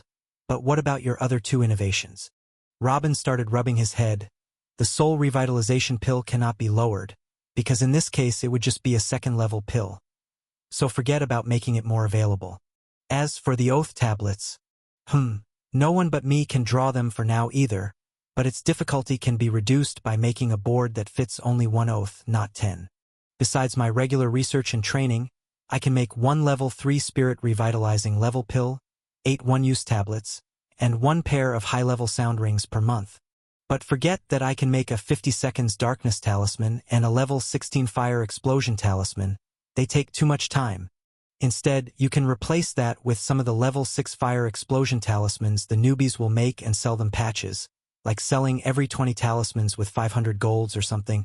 In addition to the one-use sound talisman, the unique middle categorized weapons auctions. Is that good enough? Good, no. This is great, haha. Too great. The oath tablets don't have many uses and only the rich class of the kingdom will need them and in low quantities also. So the one-use tablets we can sell for 20,000 gold coins each. As for the 3rd-grade pills and the repetitive use sound rings, we will put a price tag on them. We will leave it to the auction house to determine their prices every month, as long as nothing can be done about them. The patriarch spoke with a big smile. Today went much smoother than he thought. Robin, how big of a tablet do you need for the one-use oath? Billy quickly asked. At the size of a card, I think. A little smaller than the palm of a woman's hand. Good. I will make one of the furnaces specializes in making these tablets.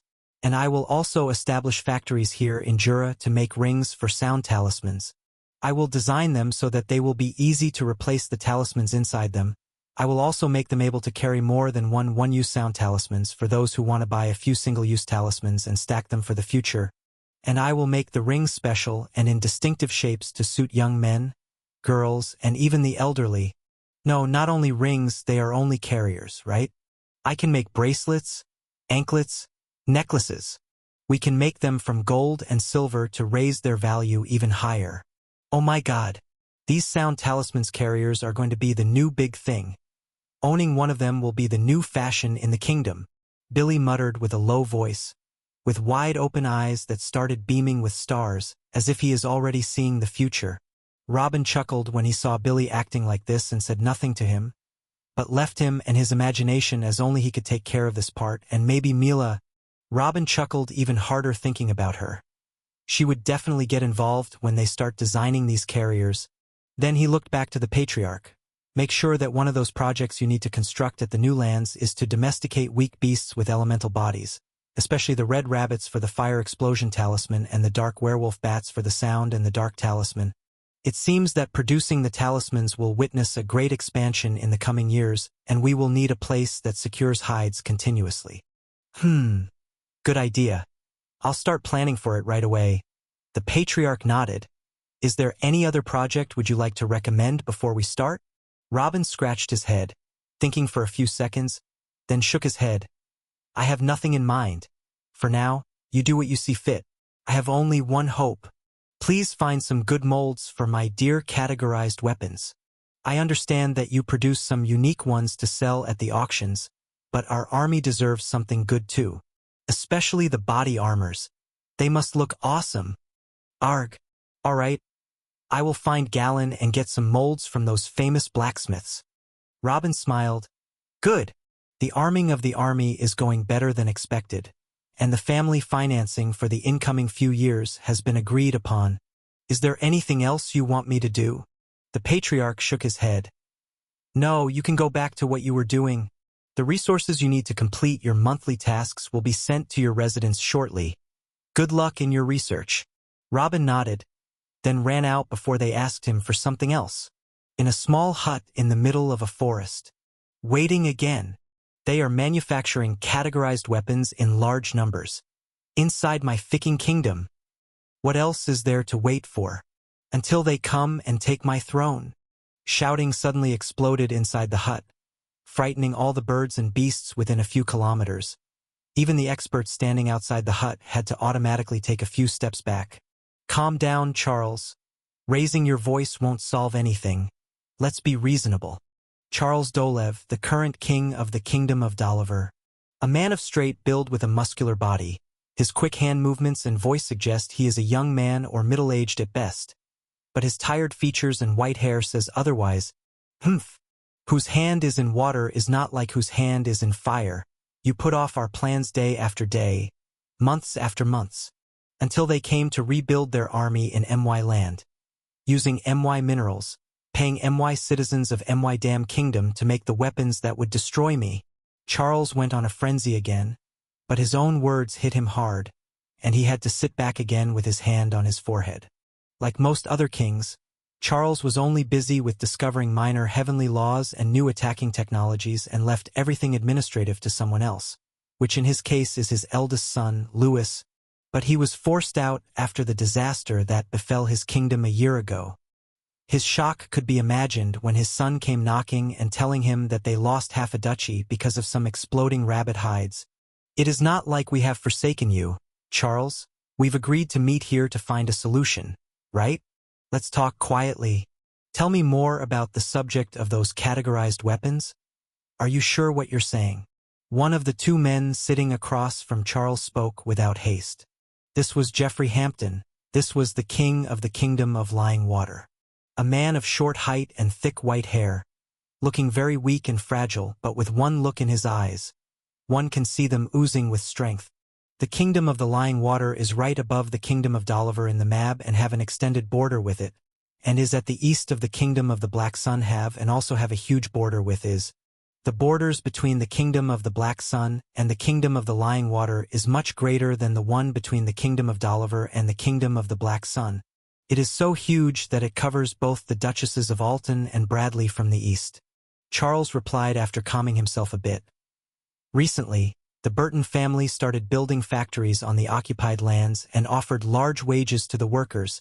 When they opened up the factories and the workers started to look around, those workers were surprised that they were working on strange furnaces that could require cultivators' energy to work, and it can melt high-level metals, and they had already started making categorized weapons as casually as we make iron weapons. They are making categorized weapons in mold. Molds! This! The other two looked at Charles and then at each other. Then the third of them asked, "Maybe they are just rumors?" This was George Oakley, king of the Oclea kingdom. Burly, taller than the average human, with sharp black eyes and handsome black beard and hair. He didn't look old in any way. His kingdom is extremely far away from both the kingdom of Doliver and the kingdom of Lying Waters, but what they have in common is that the Oclea kingdom has a border in the west of the kingdom of the Black Sun, specifically with the Duchy of Julian. Charles shook his head. Impossible, though I have never seen one of the weapons with my own eyes, yet there are thousands of workers confirming this, and the mining in my occupied lands are all for minerals that are used to manufacture low and medium-grade categorized weapons. What do I do? As we speak now, they are building more of those demonic factories. They are building my doom in my own lands. After about a minute of silence, King Geoffrey spoke. Waiting is good most of the time. It gives us the time to find information, and information is power. But I'm afraid time is not on our side this time. King George nodded in agreement. When Charles saw this, he rejoiced. Does that mean you're ready to attack at last? George shook his head with a sarcastic smile and stood up. I have no big problems with the Black Sun Kingdom. I have only accepted this alliance because I want a piece of the cake. But now that the plan has hit a wall, I am satisfied with the land that my ancestors had passed down to me. Farewell. You traitor! Charles stood and released his aura. It was obvious that he is ready to attack at any given moment. If his kingdom was destined to fall, he wouldn't fall alone. Even the saints scattered outside the hut also raised their guard to the max, ready to fight at any moment. Wait! The Lying Water King Geoffrey raised his hands. You are both kings, for God's sake. You are not kids in the street to act like that. I think have an idea that will satisfy you both. Say what you got. Charles answered but did not look at him, nor did he stop his aura. His eyes still fixed on George. Obviously we can't wait to try to gather information. Our enemy is developing too quickly and won't give us time to think about anything. I fear that every time we try to delay to find a solution to counter one of their creations, they will develop another. George, you may not care now, but when the Black Sun Kingdom reaches a certain level of power and the balance on which the 8 kingdoms stand is broken, they will undoubtedly attack Doliver, then my Lying Water, but your kingdom will be taken to under their feet after that. You will have nowhere to hide when that day comes. Now we are facing them together, but if you left us now you will be dealing with them alone then. Our alliance started as a way to divide the Black Sun between ourselves, but now it is for survival. Geoffrey spoke in a low voice. King George replied, shooting, Enough! I will not attack now no matter what. Didn't you hear? They are making categorized weapons in molds. What else would you like to listen to know that the Black Sun is not to be messed with? Even if we leave the issue of categorized weapons aside, as they have not been able to collect much of them yet, it has been almost a year and a half since the war on Doliver has ended. They must have collected a large number of talismans by now. I will not command my army to jump into a pit of fire. Literally pit of fire. Charles squeezed his fist. George! Don't be indecisive like women. Who knows how long the kingdom of Doliver took to collect those talismans they used in the war? Maybe tens or hundreds of years. Maybe they didn't make them in the first place, and the man who supplied them with those talismans didn't supply them with anymore. Should we be afraid and stop everything for something that might be an illusion? George looked back at Charles with disgust. It is impossible that these talismans have been with Doliver for decades, as you say, and we knew nothing about its existence. Their first appearance was in the 8 Kingdoms tournament, in which your successor showed his rampant stupidity, and immediately after that they appeared in great numbers in the war. You say the man who supplied them with talismans stopped providing? Then from where did these strange furnaces appear? And who makes the talismans that are sold in their auctions every month? If you want to bet that they don't have many talismans left, then please go ahead, you and Jeffrey, you two attack and take all of the Black Sun under your armpits. As for me, I'm not ready. I don't want any of their lands anymore. I'm satisfied with my kingdom as it is, and I leave the future troubles for the future. Now get the hell away from my face. In fact, King George Oakley indeed came today with the intention of finding plans for future cooperation and drawing a roadmap.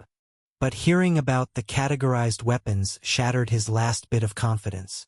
The killing intent overwhelmed the small hut and affected those outside it. At any moment, the allies might turn into enemies. Look at yourselves. What will the kids outside say when they see you old monsters behaving like this? Jeffrey also stood up and quickly advanced and stood between Charles and George. Charles raised his hand and pointed his forefinger at George, shouting, "Tell that to him. If he wasn't a man enough and could not handle the responsibilities and consequences of his actions, he shouldn't have got into the alliance with us in the first place." "You!" George almost burst to shout, but he restrained himself and turned around. "Humph. It's no use talking to you anymore. Farewell." But Jeffrey came forward and grabbed George's hand. "Just wait a minute, brother. My words a while ago were not to pressure you to launch an attack on the Black Sun Kingdom immediately as you think. Even I am not crazy enough to do such a thing." These words ignited the flames in Charles's head even more. Even you, Jeffrey?" Jeffrey turned and raised his voice for the first time. "Shut up. If the muscles are useless, then we have to use our brains. I also wouldn't put my soldiers to the test for something that I'm absolutely certain about. And I don't have to do that either." George's morale was at last aroused a little. "What do you mean, Jeffrey? Stop talking in riddles and say it straight. Did you find something?" The lying Water King put his hand in his pocket and took out a red beast hide, a little bigger than the palm of his hand. With one look, Charles identified it easily. It was the fire explosion talisman. Even someone who has not seen a specific talisman before has heard of its appearance. But after the first look, it turns out that there is something special about this particular talisman. "What are all these circles and strange shapes on the talisman?" George asked, narrowing his eyes and trying to focus on every detail. According to the description he heard about this talisman, it should have been plain with just a simple flame shape on it and number 6 inside. These shapes were not supposed to be above the talismans. Charles, too, was puzzled by his appearance, but asked something else. "Where did you get it from?" The Marleys don't allow anyone from outside the Black Sun Kingdom to attend their auctions. What is your relationship with the Black Sun Kingdom exactly? The feeling of being betrayed has already dominated Charles's mind since his quarrel with George, and that darkened his vision for everything else. Jeffrey looked at Charles like he is the stupidest human alive. Then he spoke. "I have eyes in the Black Sun, of course. I sent one of them and he won 3 auctions for level 10 fire explosion talismans. What? We're trying to find out information about the runes, but it didn't occur to you to find a way to buy them. What about you, George? Did you manage to get any?" Charles and George looked at each other but didn't say anything. They really didn't think of it. "You too." "It doesn't matter. You should thank the heavens that I'm here with you." "Humph." When I got the 3 talismans, I started examining them directly. The first problem that stood in front of me was that I felt something like a shallow cover around the talisman, preventing me from seeing the truth about it. I focused on working on it, until I was able to find a weakness and managed to destroy the cover after about 8 months of trying. But what was hidden inside was an even greater mystery. Whatever that thin layer was, it was hiding much more difficult and precise things. What you see with your eyes now is the truth of the talisman. All I can understand is that it consists of 2 parts. One part of them stores energy inside and can be easily identified by making the famous hand seal and passing some energy in. As for the rest, it must be that causes the explosion. And this is what I didn't understand anything from it. "Give me that." Charles came forward and took the talisman from Jeffrey's hand and began to examine it. George also came forward and stood next to him, trying to find any clues. "Don't bother. It's impossible for you to understand what is going on in front of you." Jeffrey shook his head. But you were able to make it appear. It means that you understood part of the talisman. What might prevent us from understanding this? Don't be pessimistic. This is a great opportunity. George replied happily. This was a great breakthrough for them. Geoffrey shook his head. I didn't understand anything from it. It is just that destruction is easy. The first shallow cover was just some kind of illusion. Any sage can find it and destroy it given some time and concentration, and I don't understand anything from what you see either. I can only specify the part that supplies the talisman with energy when you pass your energy with it, and you will be able to separate the two sections. Other than that, you will now find anything. I tried redrawing what you see countless times. I failed many times to achieve any result. Then I stopped transferring everything exactly as it was and tried to draw the big weird pattern first. But the paper I was writing on heated up and it started to burn silently. And then I tried to draw that shape that contains the power by itself. But I accomplished nothing. I couldn't even make it store energy anymore. And then I tried to flip the subject and draw the energy shape first and then the big pattern, but there was always something missing. The power of the explosions was getting a little bit bigger or smaller with every try, but I couldn't get an explosion more powerful than level 1 no matter how hard I tried. There is a missing link that I don't know. This? Mixed feelings hit the two kings. On one hand, the world of talismans began to open up in front of them, and on the other hand, the road seemed to be blocked.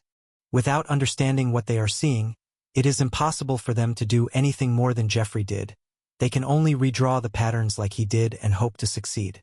Sigh, you're a genius, Geoffrey, as you have always been. But you know this isn't going to do us any good, right? We'll probably need dozens of years of continuous experimentation to understand what we're seeing now. That's if we ever did. Then find a way to mass produce it. I only have less than 20 years to find a solution. After that, Dolliver would be long gone. Charles shook his head. You misunderstood me. I don't say we must work on this on our own. If we are not able to unravel the mystery of these talismans, then let the specialists reveal them.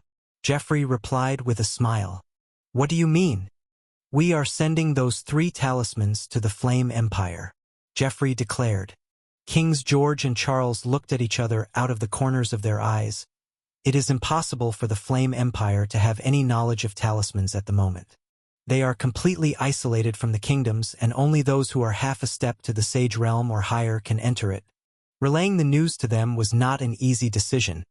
Playing with empires brings nothing but troubles behind it. They treat them as masters treat slaves, perhaps worse. But come to think of it, wouldn't the Flame Empire care about something like the Fire Explosion Talisman? If the Flame Empire had stepped in to hunt down that person who made the runes, or at least give them the method for making the Fire Explosion Talismans after they analyzed it, then, no, just a simple favor from them, such as declaring the protection of the 3 countries for a certain number of years, would be enough. After thinking for about 5 minutes, Charles nodded. I agree, but on one condition. I'm going by myself with those talismans to the Flame Empire. I won't come back unless I have a solution for my kingdom. I'll go with you too. We're in this together, partner, ha ha ha. George laughed out loud and patted Charles on the shoulder. Charles looked at him with a look of ridicule and disdain. But he did not respond.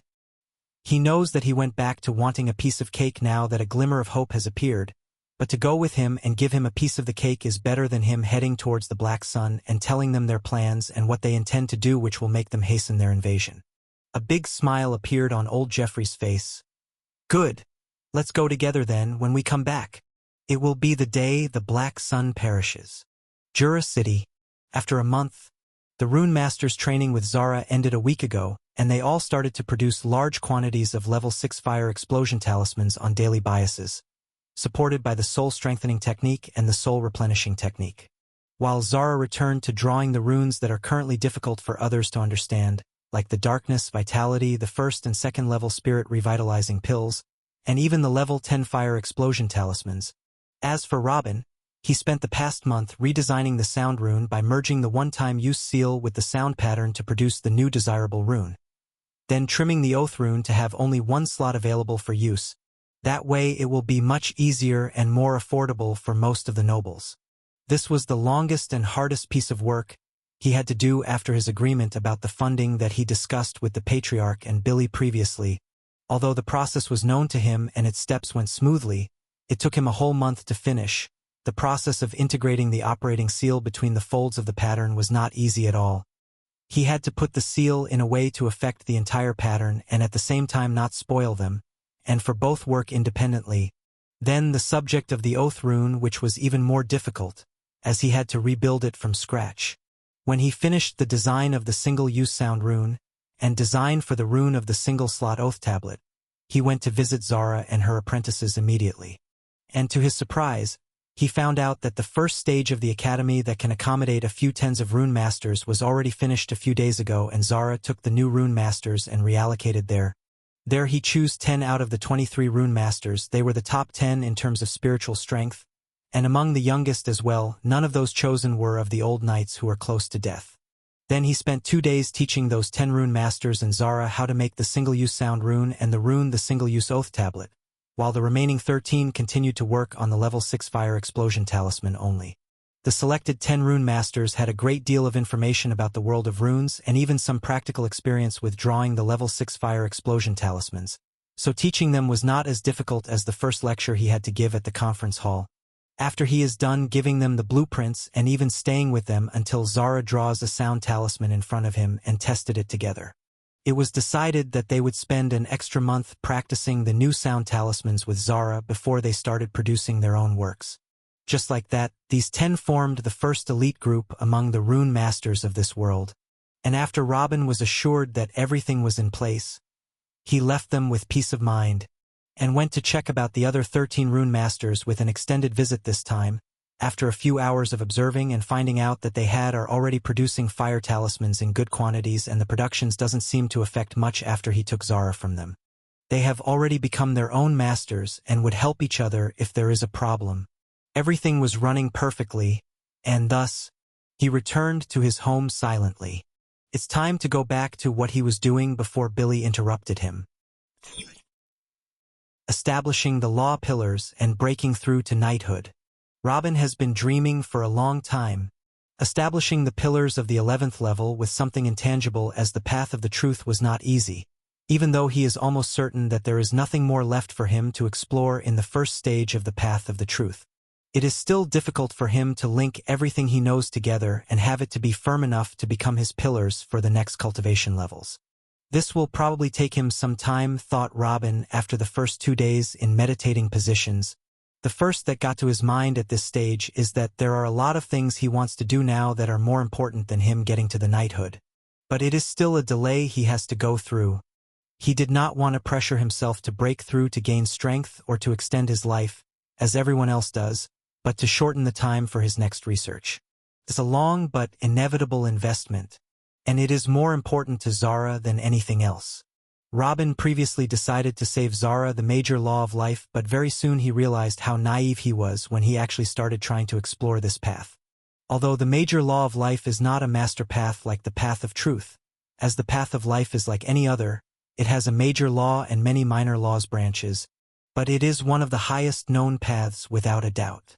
After many attempts since his promise to Zara, he was only able to scratch the surface of the path and discover the minor law of vitality. This is also why Zara tries to delay her training as much as she can. She meditates without haste, and doesn't even use energy stones. She just takes it easy and waits for breakthroughs until they are inevitable and happen naturally. She doesn't have a law yet that she can study to build her pillars, so there is no point in reaching the 10th level anyway. And so, for Zara first and for his future research speed second, everything should be shelved until he finishes his knighthood breakthrough. And just like that, 5 months passed. Robin had nothing in mind thought but training and searching for the truth, but not to the same degree of complete isolation as before. Most of the time he spent on training and trying the best ways to break through, but he also found time to make a few runes to gain some profits from auctions as agreed with the Patriarch. He wasn't even aware of how shocked the kingdom and the entire world were when the 1-slot oath tablets and the 1-use sound rings first appeared at Jura's grand auction. There is no need to even mention 3rd-level soul revitalizing pills that literally had fights broke out over them. Jura City burst into life as never before during these 5 months. He even prepared a few 10 slots oath tablets for Billy because so many families came into their minds in the new lands and showed their intentions to swear allegiance to the Burton family after they saw the numbers of those who break thought to the knighthood of the first 4 families in front of their eyes. As for Robin's own house, everything was so quiet that Mila asked him to join the Rune Master's team instead of the boredom that surrounded the house. After he refused more than once, Mila brought one of the oath tablets herself and took the initiative to swear the same oath the rest of the Rune Masters had sworn before. Only then did Robin agree to let her join them. He then called for Zara and arranged to have her teach Mila everything she knows about the runes. But Mila didn't go with her before she hit him in the side of the head and called him a heartless bastard. And this day also was quietly passing at Robin's house, until a knock sounded on the door and someone yelled, "Uncle Robin, there are 2 men from the royal family who wants to see you." The royal family? Oh, the 3rd year has already begun. Well, tell them I'm busy and have them wait until I come out. Robin shouted from inside the house. He did not move from his place. Uncle Robin, they are at the Patriarch's office now, and they have already said that they are willing to wait for you. But the Patriarch asks you not to keep them waiting for too long this time. The boy at the door replied with an embarrassed voice. After a few seconds, Robin came and opened the door, then asked, "And why is that exactly?" Robin knows that the Patriarch would not have asked for something like this without a reason. The last time the envoy was ignored for over a month and no one even came to tell him about it. The young man bowed slightly when he saw Robin and replied, "The one who came this time, the future crowned prince, Prince William Marley personally." Prince William? I've heard of him before. He is an intelligent, strong person of great stature among the royals. All right, I'll go meet him after a moment. You may leave. Robin spoke and signaled to the young man to go back to where he came from, then entered his house again, brought with him a thick scroll, then moved with quick pace towards the Patriarch's office. The guards did not stop Robin from entering the building. They just gave a bow as he moved straight inside and found the office room open. Inside, the Patriarch was sitting on the sofa and not at his desk as usual, and in front of him is a middle-aged person who looks very handsome and dignified, and it is clear that he is very strong. With one look at him, Robin knew that this was William Marley. With them is a politely seated handsome young man who appears to be in his 20s. At the 10th level of the Energy Foundation, this was the first time he had seen this person. Robin stopped thinking about it and nodded. "Huh, Your Highness is personally here? That is too much. If you needed to see this little one, why didn't you summon me to the capital?" Please sit down, Your Highness." William stood and the young man sitting next to him stood up with him the moment Robin entered and opened his mouth. Then William spoke with a big smile. "Haha, how can I sit down when you are entering the room? If you don't deserve at least this little amount of respect, then who does? So you are Robin Burton. I was shocked when Uncle Albert told us about you. You look much younger than I imagined, and your bone age is—" When he came down to this part, he quickly changed the subject. "Ahem. I almost forgot. I want to introduce you to my little brother Alfred." The young man beside him, Alfred, took 2 steps and bowed slightly toward Robin without saying a word. The Patriarch was starting to sweat. Robin himself was shocked by what was going on around him, especially from that bow, and took a step back quickly, waving his hand. Hey, please stop this, you are scaring me here. This little one doesn't deserve such treatment. Please go back to your seats." "Haha. You really are a humble young man." William laughed. Then he and Alfred returned to their seat. He knew Robin's real age, of course, but he was still a young man in his eyes. Robin came forward and took a seat beside the Patriarch, then asked, "Can I ask why 2 princes are honored us, the Burtons, to the point of visiting us today? I see that Sage Albert decided to tell you about my identity. You didn't come just to take the law keys, right?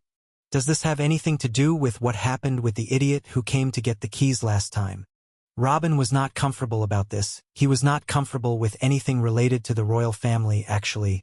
He has some confidence dealing with the Bradleys before and the Burtons now. But the royals, he is like a little mouse in front of them.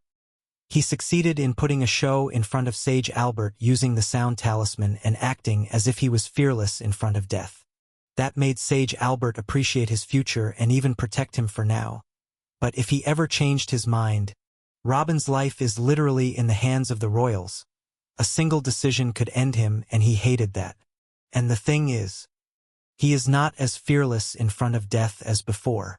Seeing the fruits of his work slowly change the world around him has become too appealing for him. He has already found a reason to keep on struggling to live another day. But he himself didn't know off. As for the matter of today, the royal family is known to be cold towards everyone, even the dukes themselves. Just his little meeting with Sage Albert was considered a great honor in their point of view. But now 2 princes came together to his doorsteps. Even if they were showing him apparent respect, it is still scary. The only thing he can do now is to behave humbly and pray that they came in good. William smiled lightly. Actually, we didn't really come for the keys. We just happened to need you for something a few weeks ago. And my Uncle Albert told us to wait and come at the beginning of the new year, so we would not disturb your research twice. You needed me for something? And what can I do for the royal family, Your Highness? An ugly smile took place on Robin's face. William extended his hand and put it behind the back of Alfred, who was sitting next to him.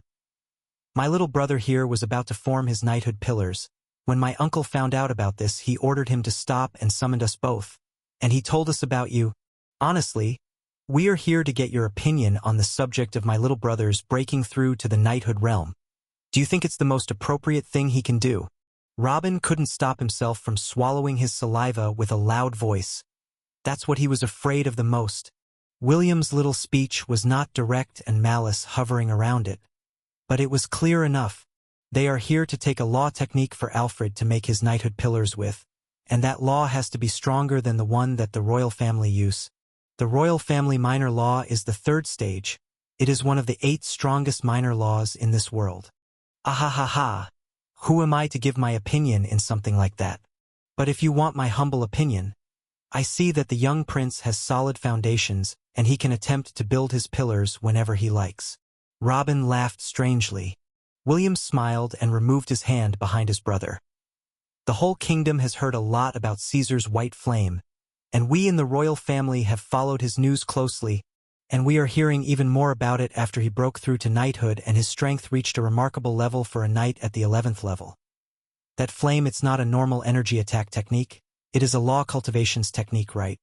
Finally, the patriarch also understood what was happening as well and started pouring out a cold sweat. Even Robin's smile became much uglier. It might be not. Do you have something you would like to say, Your Highness? A few seconds of heavy silence took place after this question, during which William did not take his eyes off Robin. Then he burst out laughing. Haha, relax, my little friend. My uncle didn't pressure you to submit the runes draking techniques when he had the chance, which already shows to you how much we respect you. Do you think we're here to pressure you to submit a minor law technique that is most likely still at its 1st stage? Calm down. We are here to know the possibility and the price you want for it if it is possible. Robin nodded incessantly. What a nice speech, you really are a great diplomat. But you wouldn't simply leave if I told you I wouldn't sell, would you? Prince William's smile disappeared. But you won't say no, right? You already handed us a key for a minor law technique and even a ready-made minor law technique last year. Why don't you do it again? We can pay extra for this one. Robin rubbed his forehead, as he expected. They didn't come with the intention of accepting a no for an answer. The only good thing about it is that they think Caesar's technique is a minor heavenly laws. After about a minute of silence, Robin calmed down and said to Prince William, My adopted son's techniques will always be mine alone, and it's impossible for me to hand them over, even if it's the royal family. Robin didn't wait for Prince William's reaction and continued, But if you wanted it for Your Highness Prince Alfred alone, there is room for further talk. Keep talking then, William replied with furrowed brows. Oath tablets are being sold at our auction house for a few months now. You must have heard of them? I need a little oath from the little prince and the technique will be his. Robin replied with a smile. Oh, Prince William smiled. You want the Prince of the Black Sun Kingdom to put his hand on a tablet and swear upon it to take a minor heavenly law cultivation technique? This is the bare minimum at which I can give away the technique to anyone who is not a direct subordinate to me. Your brother must swear to never leak the technique, not even its name, to anyone, and not to use it against someone who belongs to the Burton family without my permission. In addition to this, you must pay 10 million gold coins. Approval or rejection in your hands. William didn't answer immediately. He just kept on tapping on his armrest for a few seconds. In the end, he nodded. I see no problem in this. Currently, there is no one in the royal family's core members that is close to breaking through to knighthood other than my little brother. And I won't haggle with you for those distant relatives, so I won't make it difficult for you in this matter. For now. As for asking for an oath on the tablet is understandable too. It's your technique after all, and you have the right to protect it. But 10 million gold coins? Are you out of your mind? Robin was shocked by the prince's words. This was the last point he thought he would reject. What is wrong with that? William looked at the patriarch. Can I have a little help here? Ha. Sorry about that. Robin has gotten used to hearing big numbers too much. Then he quickly looked toward Robin in a pleading way. Boy, 10 million coins is not a number you can casually say. It will take a huge bite of the royal family's treasury. Since they knew you, their expenses have increased dramatically by sending 500,000 gold coins annually, and they even sent an extra 1,000,000 gold coins last year because of what happened with that saint who tried to attack you. Not speaking about the tens of thousands of gold coins they spent monthly in our Jura auction house. Please stop pressuring the royal family. Leave something in their treasury. Robin scratched his head. It seems that the patriarch's previous talk about the inflation due to the appearance of his innovations was correct. His work is increasing, but the amount of gold in the kingdom is fixed. Robin sneered sarcastically. His innovations cannot be valued in gold. But even this was limited. Sigh, only 5 million gold coins then, and I won't hand you over other law technique keys this year. That's my last offer. Even after dropping the price in half, William's eyelids trembled for a moment at hearing this enormous amount, but after taking a quick look at Alfred, whose eyes began to twinkle with excitement, he sighed and said, All right, I agree. Excellent. Robin nodded happily. Uncle Brian, do you have a single slot oath tablet, or are they all sold out? Of course I have one. He reached into his pocket and pulled out a metal plate slightly smaller than his palm. You keep it in your pocket? Never mind. Robin took the tablet and passed it to Prince Alfred, then dictated the oath and made him inject his soul sense into the tablet and repeat slowly. After he finished, Robin patted the prince's shoulder. You are the first person to benefit from a law technique I made for my children, while you are not even a direct surrogate of mine. Use it well. Prince William stood and patted his little brother on the shoulder excitedly. Haha, that's excellent. I have no doubt that you will learn the technique of an exceptional law, but where is the technique? Sorry, but I will not write the technique manually. Go to Caesar in the New Lands and take with you a single-use sound talisman. When you reach Caesar, activate the talisman and I will tell him to teach you the technique orally and convey to you his long experience in using it. He will be a personal tutor for you for a month, after which you can go back to the capital and do whatever you want. But where do I find him? It is said that he is roaming your New Lands all the time with your other 2 boys, searching for rebels. Alfred replied, I will send a sound message to Uncle David and have Caesar wait for you at the main factory. And Uncle Brian will send a knight to show you the way. Is that okay?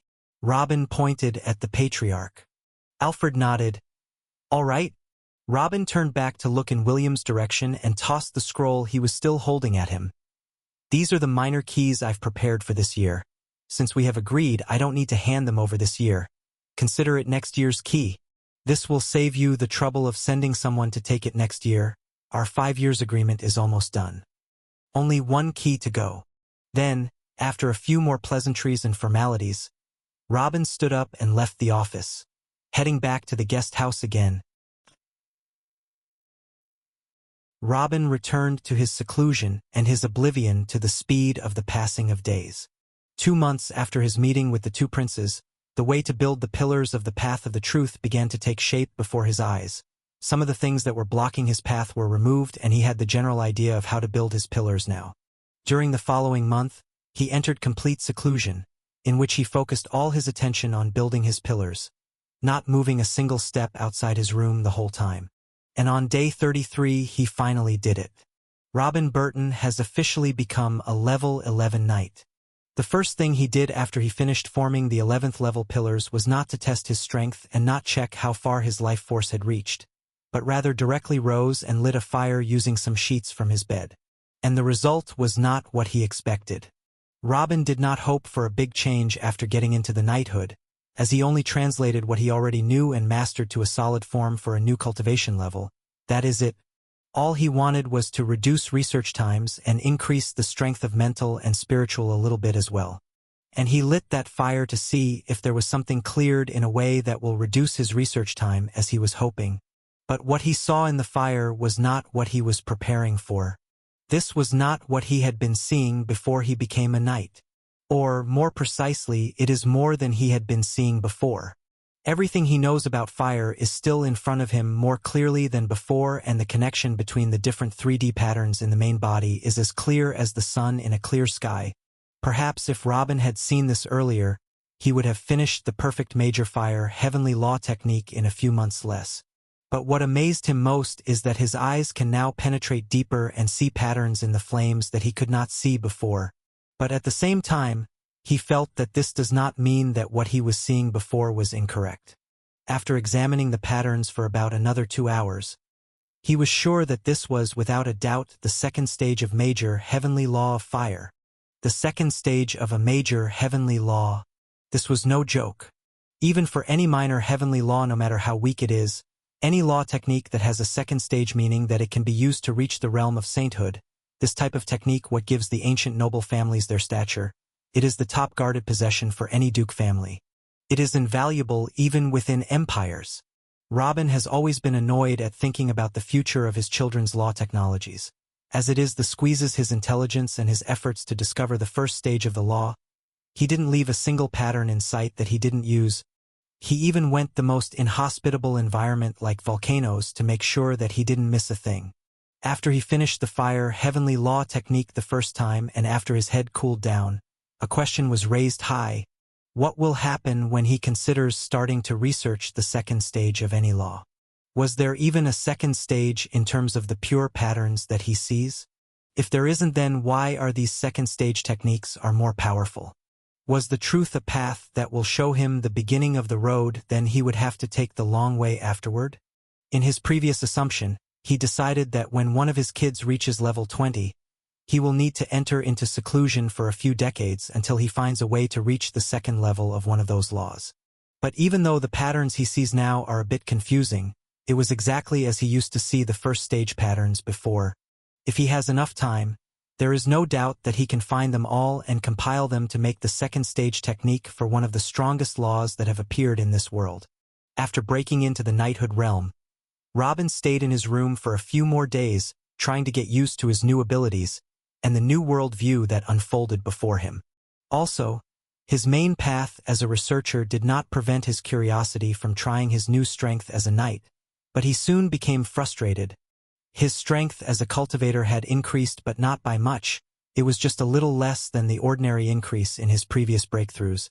Breaking through in the knighthood realm takes a lot more energy than usual, especially building the pillars in level 11, which is the first in the knighthood realm. It takes much more energy than the basic 10 energy foundation levels combined. Where did all that energy go?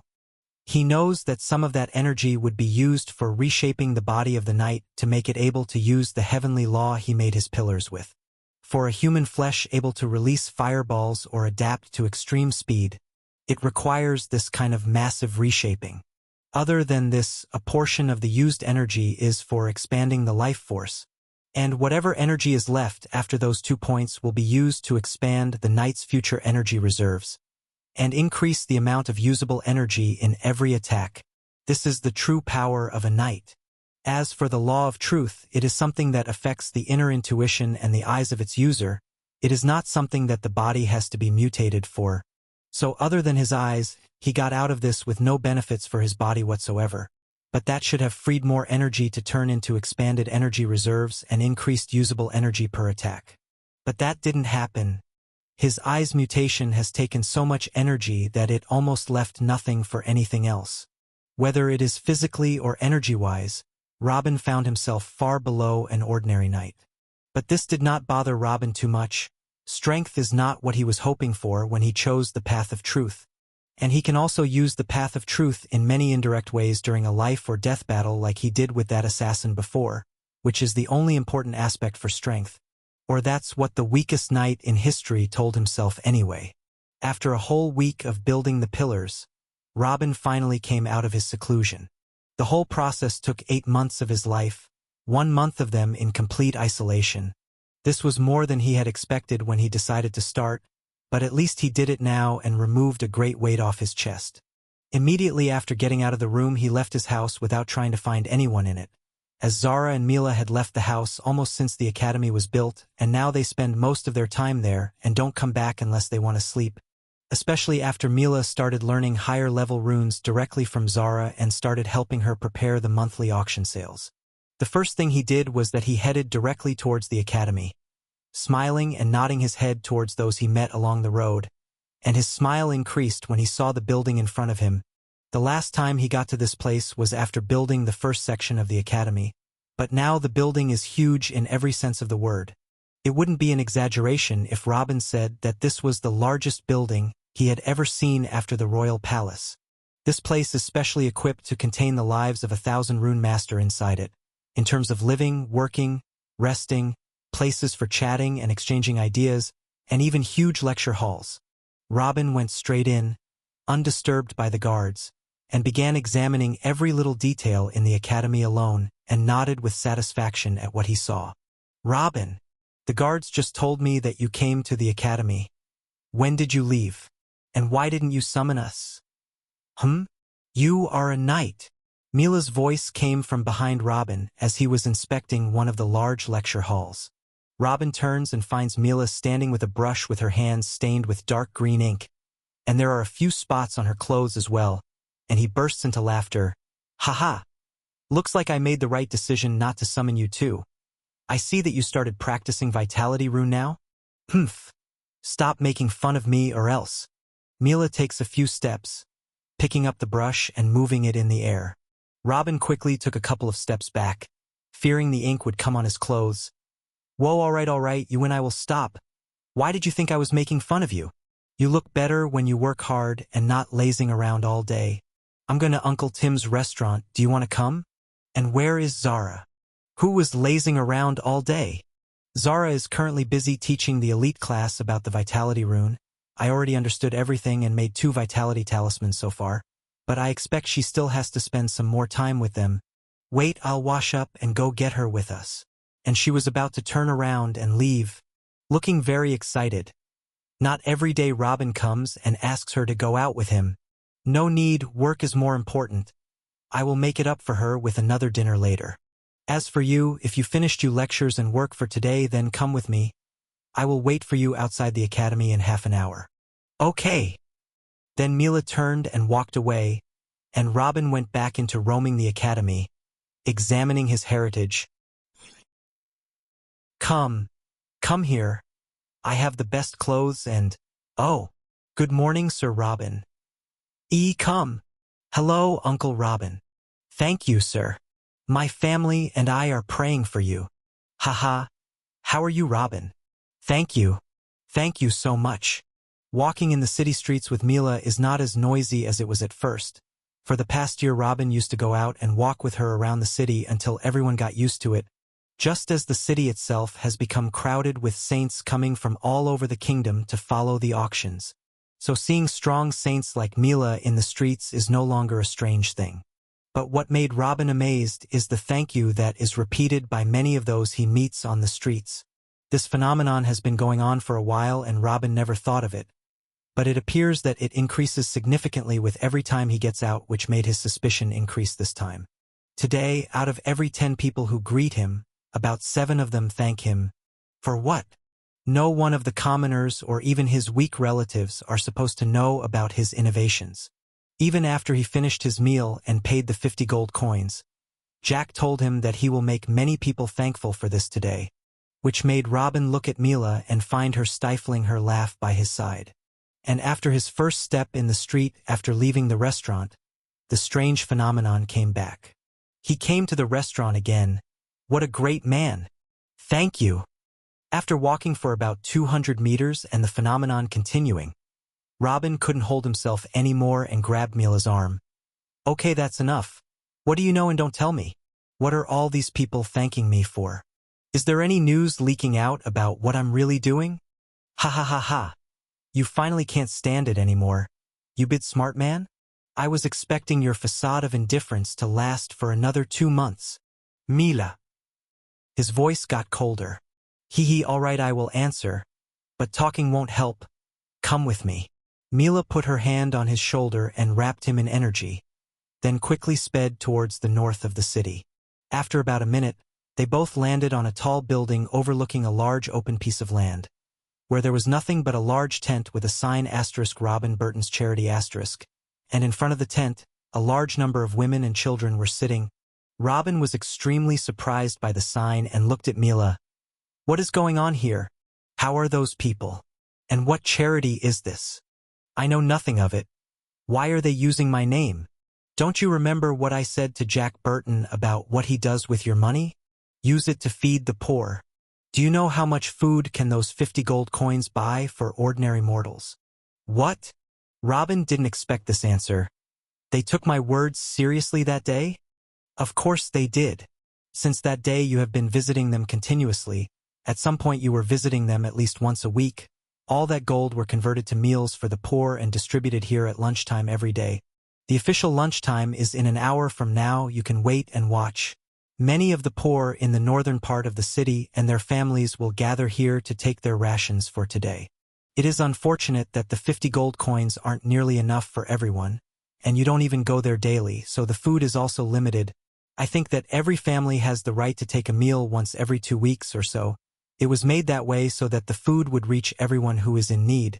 But this is still a great help for them, and all this is done under your name. Your popularity among the poor rises with every dish they receive from here. Even the higher layers of the city and the foreigners are impressed.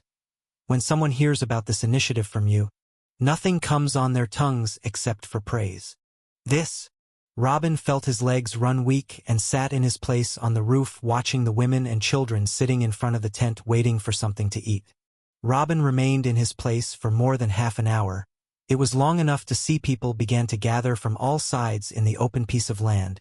So many of them that the land began to disappear, and was soon covered with skinny bodies with eyes that sparkled with hope as they wait for their turn for the food they have been waiting 2 weeks for.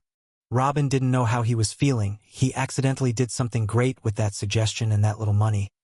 But then again, yet another thing he is getting praised for even though he didn't mean it. The things he really does with his work and brilliance too few know about it, but he is getting the credit and love for some things he never thought of. How ironic is that? After another few minutes, Robin couldn't stand watching any longer, so he got up and sighed. Hey, I looked ahead too much that I forgot what is under my feet. I wanted to change the whole world, but I haven't been able to improve the lives of those who live in my own city. Tell Uncle Brian to subsidize Uncle Tim's restaurant every month with enough money to feed all the poor in the city from today onwards. And they should be 3 good meals a day and not 1. I don't think that would be too troublesome for the family. I guess 20,000 gold coins would do? This amount would have been a problem in the past, but not anymore. No one shall sleep hungry in my city any longer. Mila nodded with a smile as if she was waiting for this response all along. No problem. The patriarch won't refuse you a request like that. More people will be thankful for you from today onwards. Robin. Let's go, Robin said and jumped off the building and left in the opposite direction. Mila walked next to him quietly and did not want to disturb him while he was thinking. That scene a while ago had an effect on him more than she thought. But after a few minutes of walking, he took the initiative. Where is Billy? I want to ask him something. He spends most of his time in the new lands now. The 5 saints need to stay in the factories to protect the furnaces and the arsenals, as Billy works on overseeing the new projects and dealing with your noble families there. Mila replied. Oh, well, we'll go to the patriarch then. Mila shook her head. No need. He has been in seclusion for over a month. He has reserved 3 third-level spirit revitalizing pills and decided to try the breakthrough to level 26. Upon hearing this, Robin stood in the middle of the street. What? There is no saint in charge? Who runs Jura City then? Of course I am. Uncle Edward takes care of everything related to the army and its armament. As for all the other matters, they are decided by me. Mila placed her hand on her chest and replied proudly. You? Sigh, the family is frighteningly lacking in high-class figures. Never mind. Did we get information on the party that took the soul-strengthening technique and soul-replenishing technique booklets? Mila replied angrily. I'll try to ignore that you are not treating me as a family member, humph. As for the information you are asking for, yes, we have it. The intelligence department got it 2 months ago. The guy who leaked the 2 techniques was not some wandering cultivator, as he said. He is relatively unknown as a cultivator, but at the end, we found out that he is a member of a baron family of the Duchy of Evren. Robin never expected this, or rather he didn't want to expect it. What kind of relationship does that baron have with the Evrens? Excellent relationship. In fact, there are many low-level marriage relations between the 2 families, and they are the first to answer the call of wars. You can say that they are the dogs of the Evren family. Robin furrowed his eyebrows. A mere baron would not dare to play such a game on an ordinary Marcos family, let alone a family as important and mighty as the Burtons now.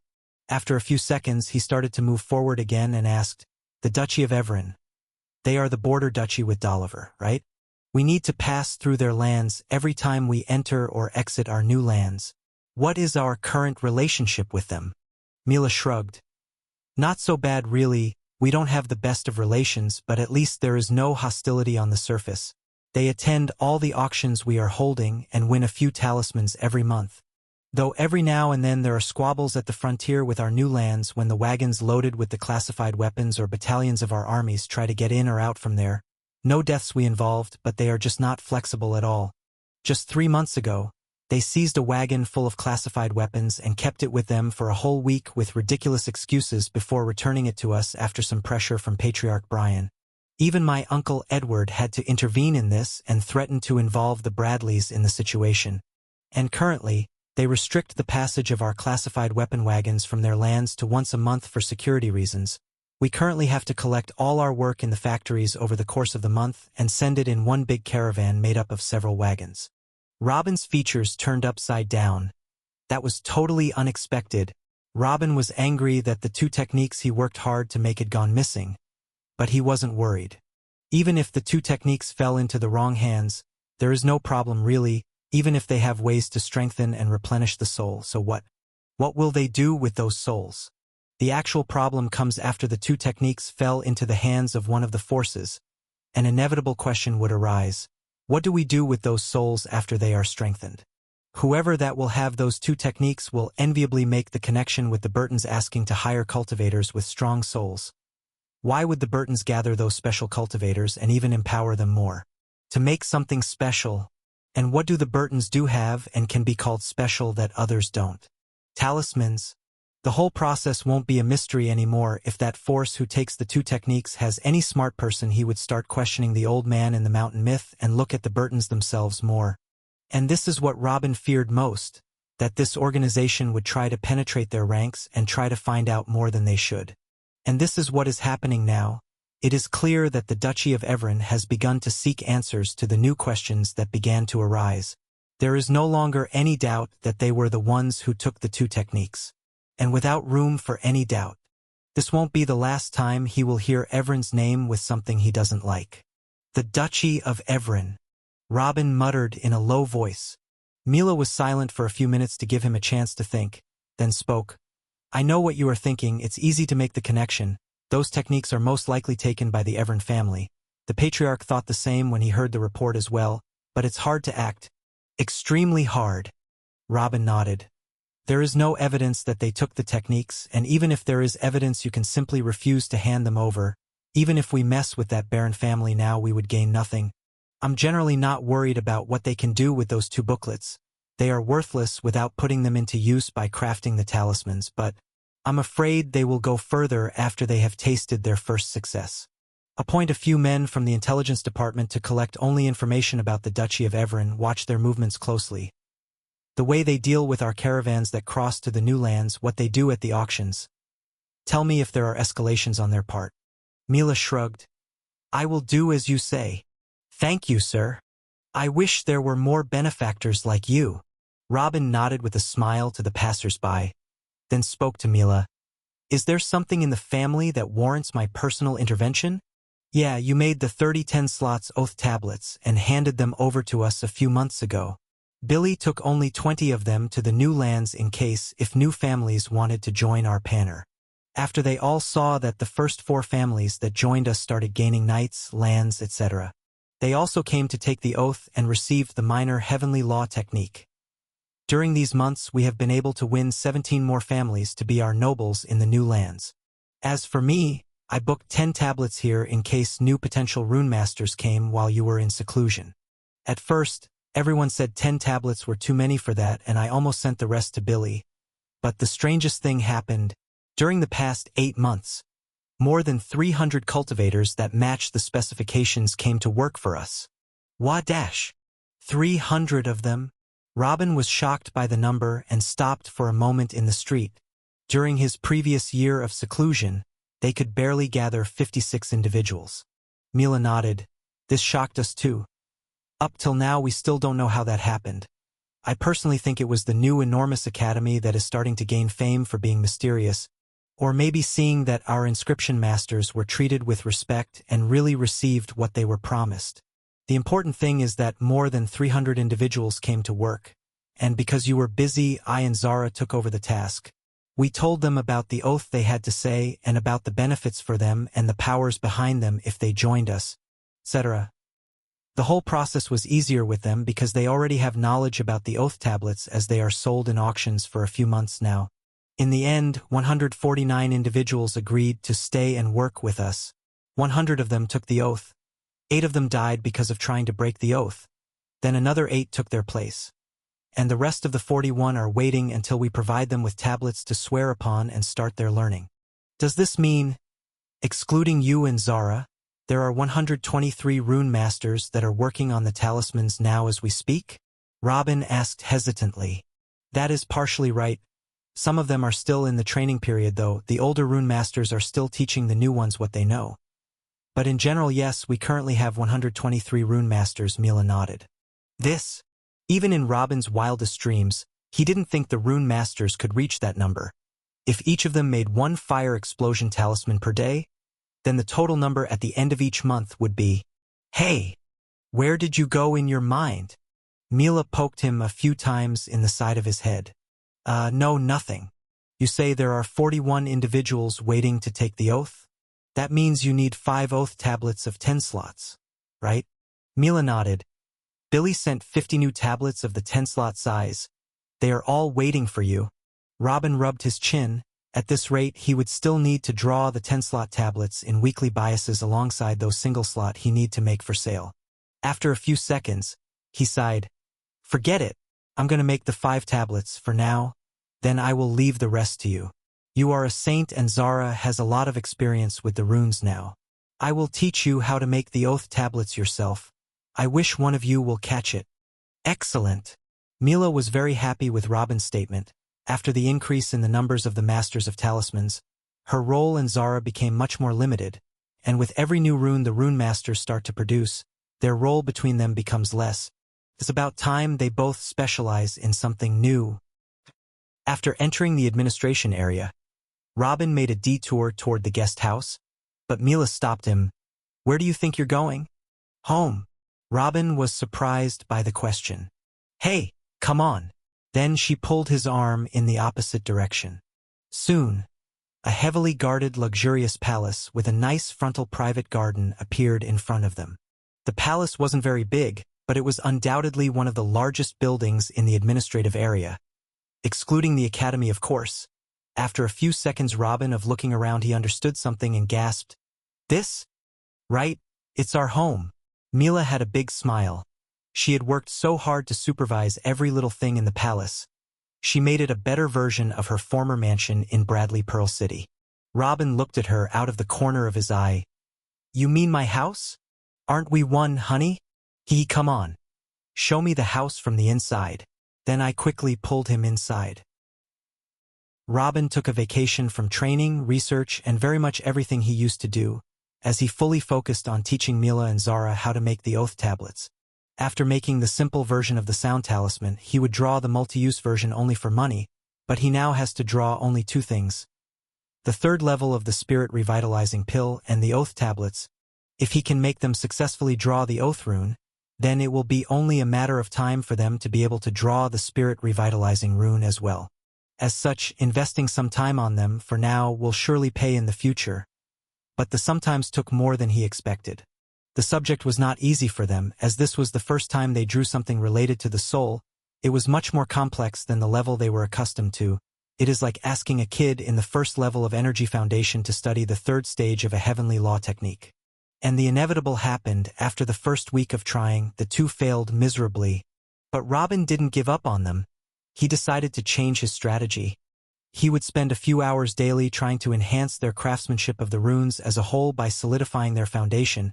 After every rune they perfect, he would get to the next one, then the next. When he got to the point where he had to make them perfect, the sound, fire explosion, and even the vitality runes, Robin ordered to gather all 164 rune masters, the older and fresh ones, in a lecture hall and give them all a few lectures personally, and even passed by them one by one to see how fast and precise they were. He did it so that they could get their information straight from the source, and even remind them who the real boss is in here. This process took him a full month, but in the end it bore fruit. All the rune master became at least 30% faster than they were before. As for Mila and Zara, who were taking private lessons daily, they were able to finally make their first oath tablet each. At that same week, the patriarch also came out of his seclusion, officially becoming a level 26 saint. But the actual main event at the end of the month is when Mila one day came up to Robin and said, "My father is coming to Jura. He said he wanted you for something important, and he is bringing another guest with him." "Guest? Who?" Robin asked. "Duke Raymond Alton." A week later. The front garden, Robin's new palace. "Welcome, welcome. My humble house is honored receiving two dukes today." Robin opened his arms and greeted the two men approaching him. "Ha ha ha. It's been years since we last met, brat." Then Galen placed his hand on the middleman's shoulder next to him. "Let me introduce you two. This is Raymond Alton. Raymond. This is Robin Burton, my daughter Mila's fiancé." Robin smiled and looked at the man who was coming towards him. Expressions of bewilderment, astonishment, and perhaps even shock were evident even in his look at Robin. Robin wasn't happy with this look at all. Actually, he wasn't happy since Mila told him about this meeting. He had nothing to do with Duke Raymond, and he wasn't supposed to know who he was. So what brought him here? In the end, Robin managed to fake a smile and spoke. "Can the moon be hidden? We live on Duke Alton's territory, so, of course, I saw a picture of him in my youth, but it is still an honor for me to formally meet your highness today. But may I know the reason for your visiting this little one? I think Patriarch Brian has already come out of his seclusion if you want something from the Burtons, so." But the response was not expected, as Raymond looked at him even more sharply and muttered, "Robin Burton. So you are the mastermind and creator of the marvelous talismans, just a 150-year-old guy, and only 11th level knight? Who would have thought of that?" Duke Raymond's first sentence since his arrival wiped away any smile from Robin's face as he turned to look at Galen in anger. "Ha ha! Why are you looking at me? Hold on." Galen laughed loudly and then threw a one-slot oath tablet to Robin. "We had a great conversation in which I had to reveal your identity, but I made him swear not to leak your identity to anyone." Robin picked up the tablet and examined it carefully, before putting it in his pocket and smiling again at Duke Raymond. "I am glad my acquaintances have increased another one. Welcome again, your highness." "Ha ha ha. If you said that before checking the tablet, I might have believed you." Raymond laughed out loud, not really angry. "Just a precaution, your highness. You must understand my situation, right? Come on. Please take a seat." Robin pointed at a small table in the front garden of his palace. The two followed him to the table and began exchanging pleasantries and formalities for a few minutes until Mila brought them cups of coffee and distributed them, then sat down next to Robin. "Haha, you are really a difficult boy to meet. A good while has passed since I tried to have a meeting with you, but you were always in seclusion or busy with something. Only when I learned from my daughter that you were out and that you were not busy with anything for some time, I left everything in my hand and decided come immediately." Galen spoke while drinking his coffee. "You are always welcome here, your highness." Robin smiled. "Huh? Why do you keep saying your highness?" Call me my father-in-law, you brat. What, aren't we a family now? Galen laughed out loud. Robin looked next to his eye at Mila sitting to his right, and shrugged. Hee. I think you're right, father-in-law. But what is wrong with boy, brat, young man? You are letting my current looks fool you too much. Robin didn't like those words very much, or rather, they weren't familiar to him. He was treated by the little village next to his cave like an old fart not so long ago. Duke Raymond chuckled. You were just a little boy of 150 years of age, I think? When I was your age, I was still testing my luck with girls left and right.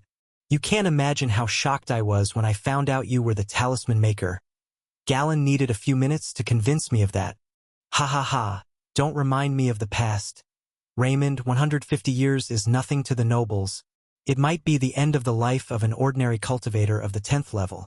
But for those who have studied the laws, every level in the knighthood realm increases the lifespan by 50 years. So a level 20 knight can live up to 650 years. Then if you are lucky enough you can enter sainthood, where each level in sainthood increases the lifespan by 100 years. Meaning that we who are at the top of the level of the saint can live up to approximately 17 centuries. That not even speaking about sagehood, whose lifespan increases by 300 years with each level. And you speak as if you are old, you son of a century and a half? Ha ha ha. Raymond nodded with a smile. Honestly, only a brat could plot to attack a whole kingdom when one of his relatives was almost about to get hurt in it. I was surprised when I first heard that the talisman creator was the one who sponsored that war. But now I understand. Galen nodded. You are right. If not His Highness Sage Albert gathered the armies at the borders and threatened Dolver at that time, the Burton's army and my army there would have been wiped out. His stance in the war was as important as the war itself, or maybe more. He is the one who won the land, not the army. We owe him a lot. Damn! I'm sitting right in front of you. Did you two come here to insult me? The way this conversation went really enraged Robin. It rubbed salt on the injury. Robin already feels stupid every time he thinks about that war. Attacking Dolliver exposed him to many dangers that almost destroyed him. He was only lucky that the royal family of the Black Sun got to him first. And the only fruit he got out of that war was the half a duchy the Burtons took. But even that became a liability that burdens their steps. Ha ha ha, who would dare insult the godfather of talismans? If we all died right at this moment, we will be forgotten as soon as our bodies go back to Earth. But you, my little friend, will never be forgotten. You will go down in history as one of the forefathers who added something to this world. Duke Raymond spoke solemnly. Never to be forgotten, those words already cooled down Robin by much and made him forget his anger. Duke Raymond struck his nerves easily and also went straight to his greatest desire easily. This guy is good. He thought to himself. Yeah, that's right. Your inexperience does not take anything away from you. Tell me, Robin, is it true that you spent your whole life in a cave alone? As Mila told me, Galen asked. More or less, the last 20 years I found Caesar as a baby, and he lived with me in the cave. So you are without real experience, my little friend. To gain experience and openly say, I lived, you have to socialize with the people, love and hate, start fights and find peace. You may be a genius and unparalleled in certain respects, but in terms of maturity, I don't think you are more mature than a young man in his 20s. Robin scratched his head, not knowing what to say to these two old beasts who are centuries older than him. Sigh, my age and my practical experience may be really nothing compared to you.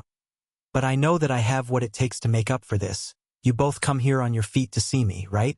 Tell me, my father-in-law, how can I help you? And what was that great deal that you had to reveal my identity to Duke Alton for? You want to change the subject, huh? Haha, all right. I don't want to bother you for long, Asweel. I know you need your time to change the world and make more Dukes known to you, haha. Galen laughed loudly, then looked seriously at his daughter.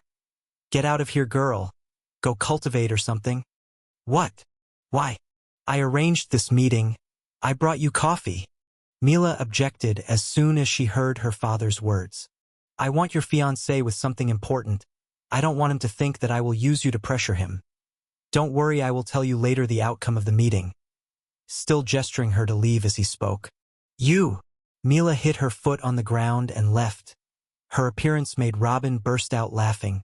Then he turned back to look at the Duke. Discuss something important. What is this? Galen put down the coffee cup on the table in front of him and gave a meaningful smile. Honestly, I'm hungry. Robin smiled. Those who know who I am would drool over so many things. Tell me, father-in-law, what exactly do you want to eat? The kingdom of the lying water, Galen announced.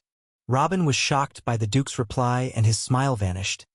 He thought Galen would ask him for more talismans or a larger share of the categorized armaments. But this, your appetite is very worrying, father-in-law. Ha ha ha, frankly. I have some envy in my heart. In one fell swoop, the little Burton family has acquired nearly enough lands to be declared a duchy for yourselves. And I am a duke with a bigger army and wider resources, still have the lands I got from my ancestors. Do you think this is fair? You got what we agreed upon. It's not like you were the losing side in this matter. Robin replied plainly. Honestly, I didn't think we would keep a single inch of land out of that war, not to mention half a duchy. 2 saints and hundreds of knights of my family have died in that war, and I got nothing besides a future investment. I know that I got what I wished for, and if I have to go back in time, I will probably take the same decision and have the methods to make the fire talisman. But the land is power. You might not feel the bless you have at your hands now, but you will feel it clearly after you finish developing it. More territories under you means more cultivation resources, more minerals to arm your soldiers and more rich beast zones, more gold mines, more men to join the army, more talented youth to join and serve the family, more of everything. Congratulations to you about that sweet fat piece of land you got to yourself, but now I want to invest what I got out of that war. The fire talismans, they must put to use for my own benefit this time. Duke Galen spoke seriously. But the timing, Robin muttered. He understood that the Duke was trying to say, but his own plan for the incoming years was peaceful as if can get.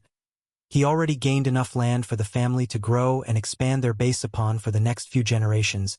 As for himself, he only needed to expand his legacy by training more rune masters and researching for more laws, even finding more ways to spread his work to everyone.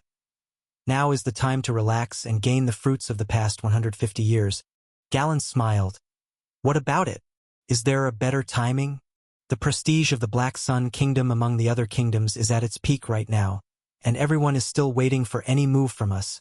Even the Dukes of Lying Water next to me started to send gifts and deal cautiously with the border patrol. Haha, their soldiers were extremely arrogant not long ago, and now they are behaving like kittens. I can say that if I move now, I will win half the battles before they even start because of their intense fear of the talismans. If we lingered for much longer, this fear may dissipate and I will lose many more soldiers. Robin nodded. You have a point. Then, why are you here? What do I have to do with all of this? How can you not have something to do with it? You are a partner in this war as much as me and Galen. The talismans are the basis of this ambition, Raymond added. Robin turned to him. Sorry for asking. Tell me again, what are you doing here? Raymond looked at Galen in the eye and found him chuckling, then sighed and replied to Robin. Your son-in-law is really as rude as you said, then went back to look at Robin and said, I'll join Galen in the attack. Why? Robin looked at Galen. You already have the necessary army to take on any duchy head-on, and you have the method of making the fire explosion runes which makes you nearly invincible among your peers. Why do you need the Alton family? Galen spoke seriously. I will not lie to you. The matter of involving the Alton family was the advice of Sage Albert when I went to visit him to tell him about my intention to attack the Lying Water Kingdom and take the piece of land next to me. Even if they don't make a non-aggression pact like yours, I'm confident that I can permanently take at least a quarter of the duchy next to me. But he didn't like my suggestions. Between us and the Lying Water Kingdom, there is a great frontier stretching between the Duchy of Alton and mine on our side and 3 duchies on their side. I only wanted to attack the duchy with which I share the largest frontier and take what I can from them, but Sage Albert suggested that I take the Alton family with me and widen that scope of the attack. We will invade 3 enemy duchies at the same time. This might have been just a dream in the past, but not now. Now we have an irreplaceable opportunity to increase the lands of the Black Sun and make it the largest kingdom among the 8. The sage said that after many small wars, The other kingdoms will get used to wars using the talismans. They might find a way to reduce its danger and our advantage will be lessened greatly. So we have to take advantage of what we have now and strike as hard as we can before they have time to find solutions. Robin rubbed his chin for a few seconds, then nodded. Sage Albert really knows how to really take his chances. But is it easy to start wars like this? Dolliver has spared no effort during the past tens of years to drag us into a war. Raymond shook his head. We have had a lot of wars already, but it was between the duchies of Everen and Tinley. Wars on an individual level are easy and we can come up with any trivial reason to start them. We can send a soldier to take a shit in the enemy's land, that would do. Haha. The real problem is in the royal war. Galen nodded. Right, I went to the sage to see if he would support me in case the Lying Water Kingdom's royal family joined in or not, and he agreed and even told me to increase the attack scope by taking the Alton family and attacking 3 duchies instead of 1. Haha, that would be a good fight. Oh, it looks like everything is ready, so what is my role? Don't you know already how to make a level 6 fire explosion talisman? Robin replied to Galen without emotions. He didn't want to get involved in all of this. His name has become a fire explosion talisman now? Never mind. Frankly, you left me in a dilemma. I couldn't find people with the qualities you demanded, strong spirits or knights, who would be completely loyal to me. So I built underground dungeons and filled them with thousands of slaves, and he taught them all how to draw the fire talisman. Yet they only produce about 500 talismans per month. Some of them fail to draw completely after wasting valuable resources and food, so I kill them, and some of them produce 1 talisman per week. It is becoming frustrating. You did. What? Robin stood up and yelled angrily. That idiot has taught the secret technique to thousands of people. What did you want me to do? You only created the oath tablets recently, and even after their creation they are too expensive for me to buy. Galen innocently shrugged. After hearing this, Robin did not say anything else, but sat down again and put his hand on his forehead. It was not clear whether he was depressed or angry. Galen felt he had screwed things up and tried to quickly change the subject and not go too far. Let's get back to the important topic. What I have right now is not enough for an invasion of this scale. We previously invaded the Duchy of Tinley with about 8,000 talismans. But that worked because it was a new invention, and frankly if they organized one more attack they would have wiped us clean done because the talismans were already out. Also, we will attack 3 duchies, not 1, and Brother Raymond here doesn't have a single fire talisman, not even mentioning the darkness talismans, vitality talismans, and the sound rings. Without you heavily involved in this, I will have to reject Sage Albert suggested and stick with my previous plan. Raymond nodded and a big cruel smile appeared on his face. I heard that you were spending gold like water in your new lands. This project can help you out in that matter. I can buy any rune you have in large quantities. You wouldn't regret this. As for me, I only want to serve my kingdom and raise the Black Sun flag on more lands. Galen quickly added, and don't forget the weapons.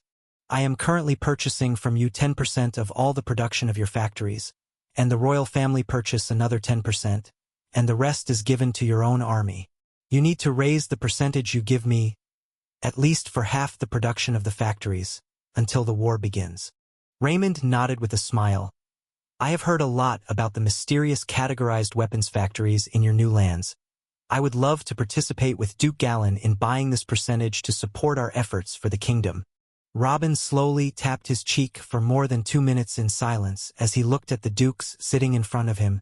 Apparently, they came here wanting a lot of talismans, at least tens of thousands of them. And half of the factory production on top of that?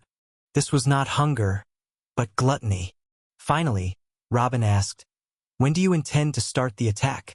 This would be a massive war. We agreed previously that it would take about 5 years to train more soldiers and obtain enough resources and of course enough weapons and talismans from you. Raymond Alton replied. 5 years, huh? Robin nodded continually. During the past month, new individuals came to take the oath and work as talisman masters. Currently, he has 181 talisman masters. Some of them are still training, but most of them have already started working on the fire explosion talismans and the sound talisman, and there are still more of them being recruited with extremely fast pace. In addition, he has Zara and Mila and a few other true geniuses among the rune masters who learned how to draw vitality and darkness talismans also, and they can make more than 5 runes per day. Within those 5 years, he will be able to provide a large number of different runes for the Burton family and can send the rest to these 2 dukes without a problem. As for weapons, it is less of a problem. Currently, several other factories are being built and production will be doubled in 1 year from now. Therefore, selling half of them means that the Burtons will maintain approximately the same current production. And even more factories will be built after that. After Robin got to this point, he looked at Galen and asked, "I don't see a reason to refuse, but what do I gain from this?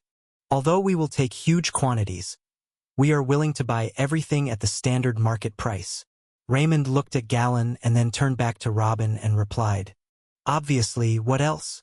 Robin replied plainly. A bad feeling started hitting Galen. "If you have requests, say them and we can discuss further." Robin didn't reply immediately, but closed his eyes and sank into his thoughts. About half an hour have passed already. The 2 dukes got bored and started some side talks until he finds what he wants. After another full 5 minutes, he opened his eyes and spoke directly. "If this deal was done as you want, it was going to cost you millions upon millions of gold coins. I think you need this money more than me to increase the size of your army over the next 5 years. Each if you will need to raise an army of at least 400,000 men, right? You need to pay, feed, and arm them. That must be costly. What do you think of another suggestion? I will give you 40,000 level 6 fire explosion talismans, and thousands of darkness, vitality, and sound talismans. I will even send with you 10 elite knights rune masters to stay with you throughout the war. They will make all the 4 kinds of talismans, especially vitality talismans, in order to preserve the lives of your senior officers, and all this without paying a single silver coin." This, Galen and Raymond looked at each other. This is too good to be true. "Robin, what do you want?" Instead of being happy, Galen asked anxiously. He knows very well that his greed and ambition are nothing compared to the boy in front of him. He wasn't some kind-hearted man who will sacrifice for the love of the kingdom. Robin smiled at Galen. "Brother-in-law, I hope you haven't forgotten the person who tried to assassinate me and was already too close to killing me when I was under your protection. You mean Marquis Rufus? Boy, I told you I can't do anything to him. Maybe I might impose economic pressure or something, but—" Galen replied quickly, trying to defend himself. But Robin interrupted him. Hey, I didn't tell you to do anything. I will." Galen furrowed an eyebrow. "What do you mean? When you go out with your army in 5 years to attack the lying Water Kingdom, I personally will go out with the Burton family's army to attack that Rufus. I want to hang his and his bastard son heads on the gate of his own city. His entire lands shall become mine." A cruel smile ate up Robin's entire face. Galen slammed the table in front of him angrily. "No way! Rufus administers about half of my duchy's lands. You're asking to take all that lands for a handful of talismans and weapons? Are you crazy?